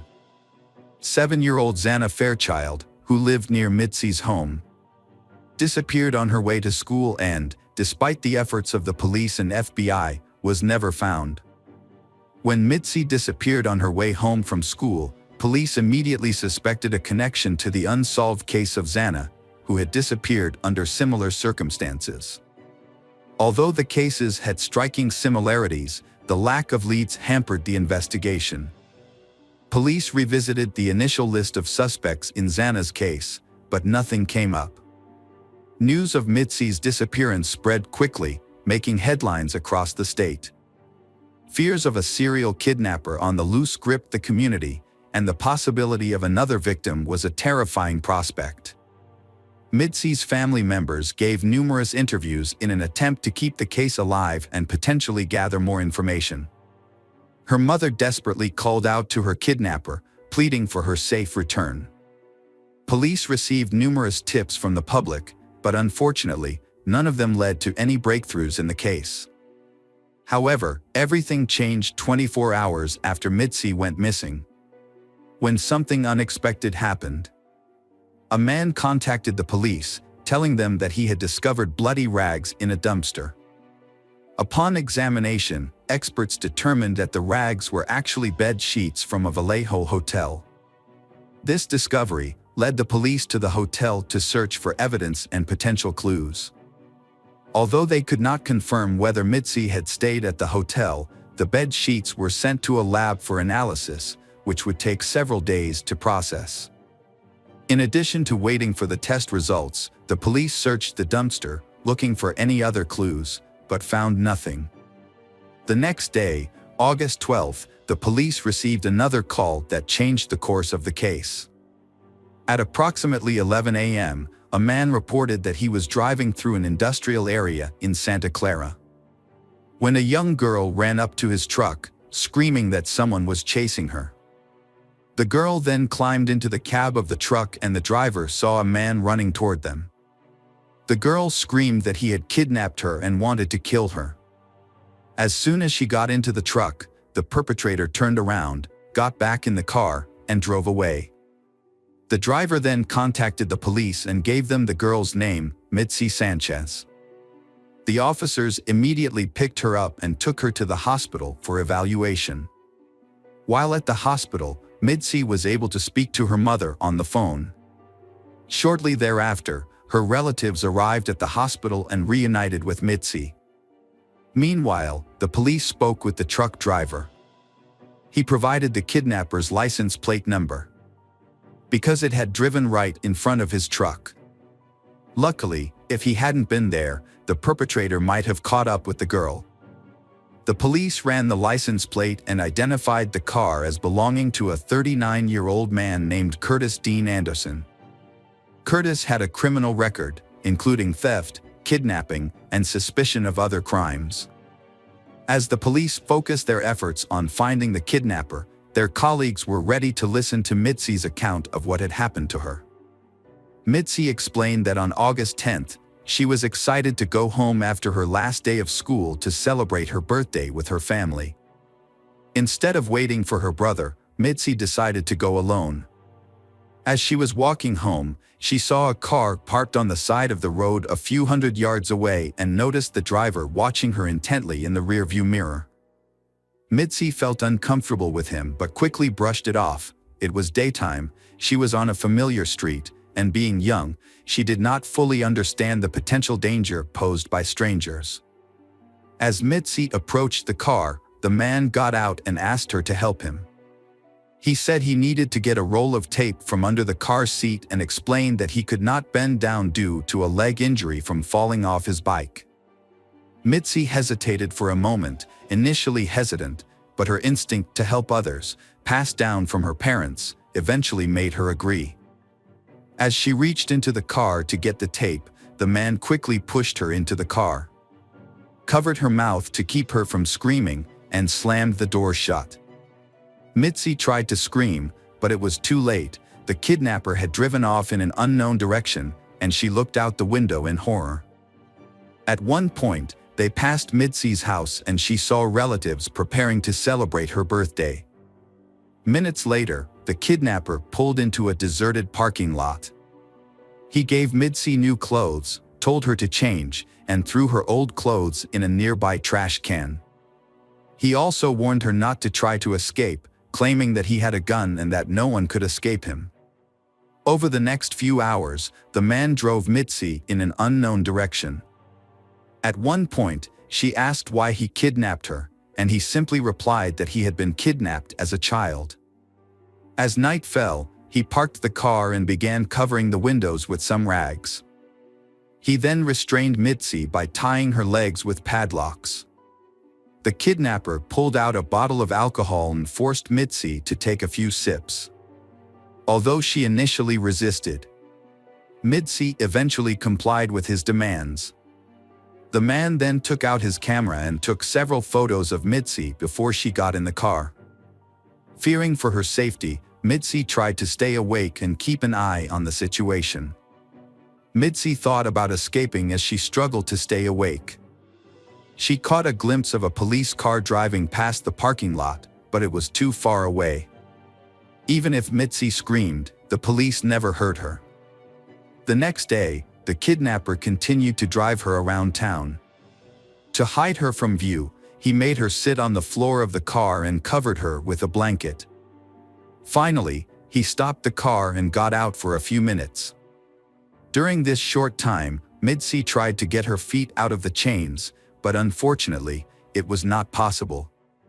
She also discovered a nail file and tried to use it to pick the lock, but her efforts were unsuccessful. When the kidnapper returned to the car and drove away, he said he had stopped at her parents' house.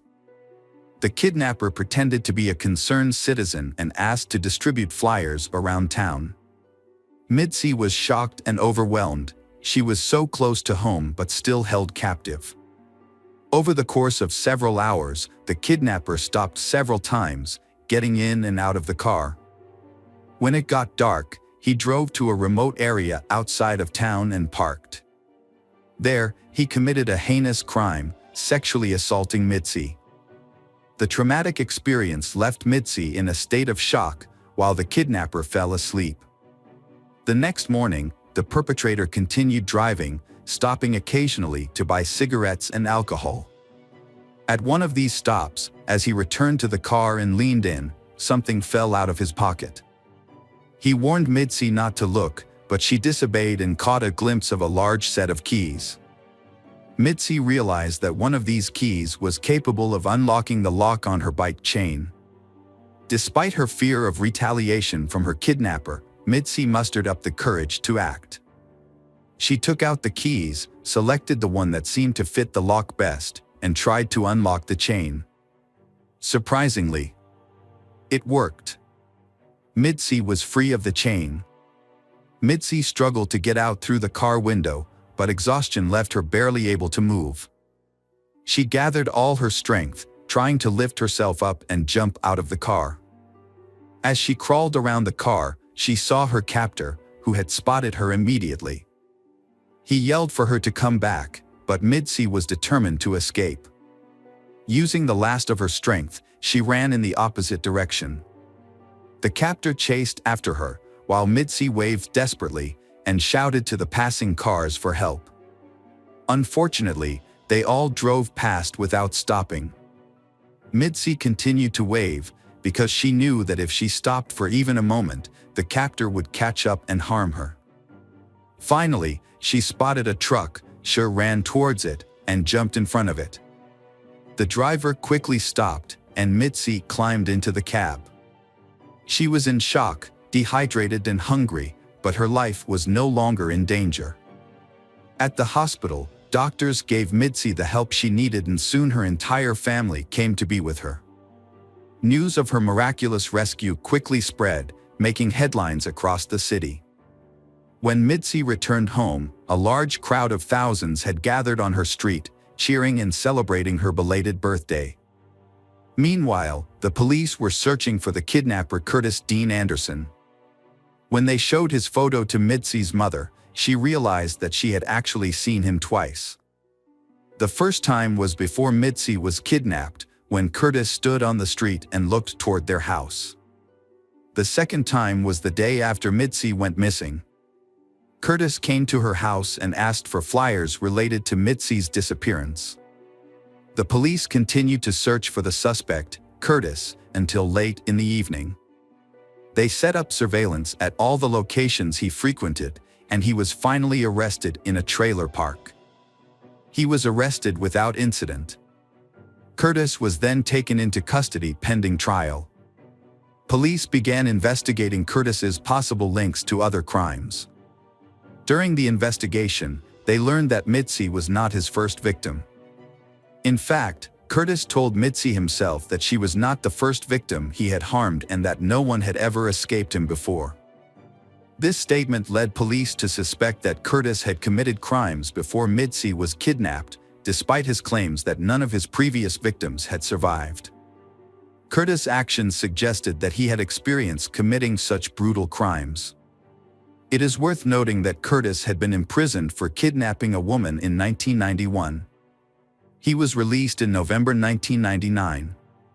It was clear that Curtis intended to kill Mitzi. One specific detail that suggests the murder was planned occurred on the day of her escape. The police knew why Curtis stopped by the industrial park. Because he used to work there at one of the companies, and that day he visited his former co-workers.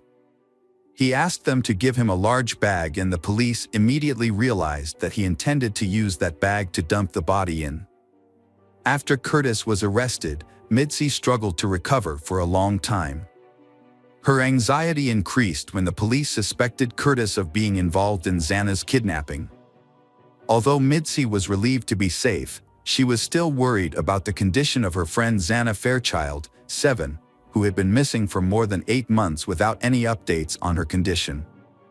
Desperate to help find Xana, Mitzi joined a search effort, but unfortunately, no new leads were discovered.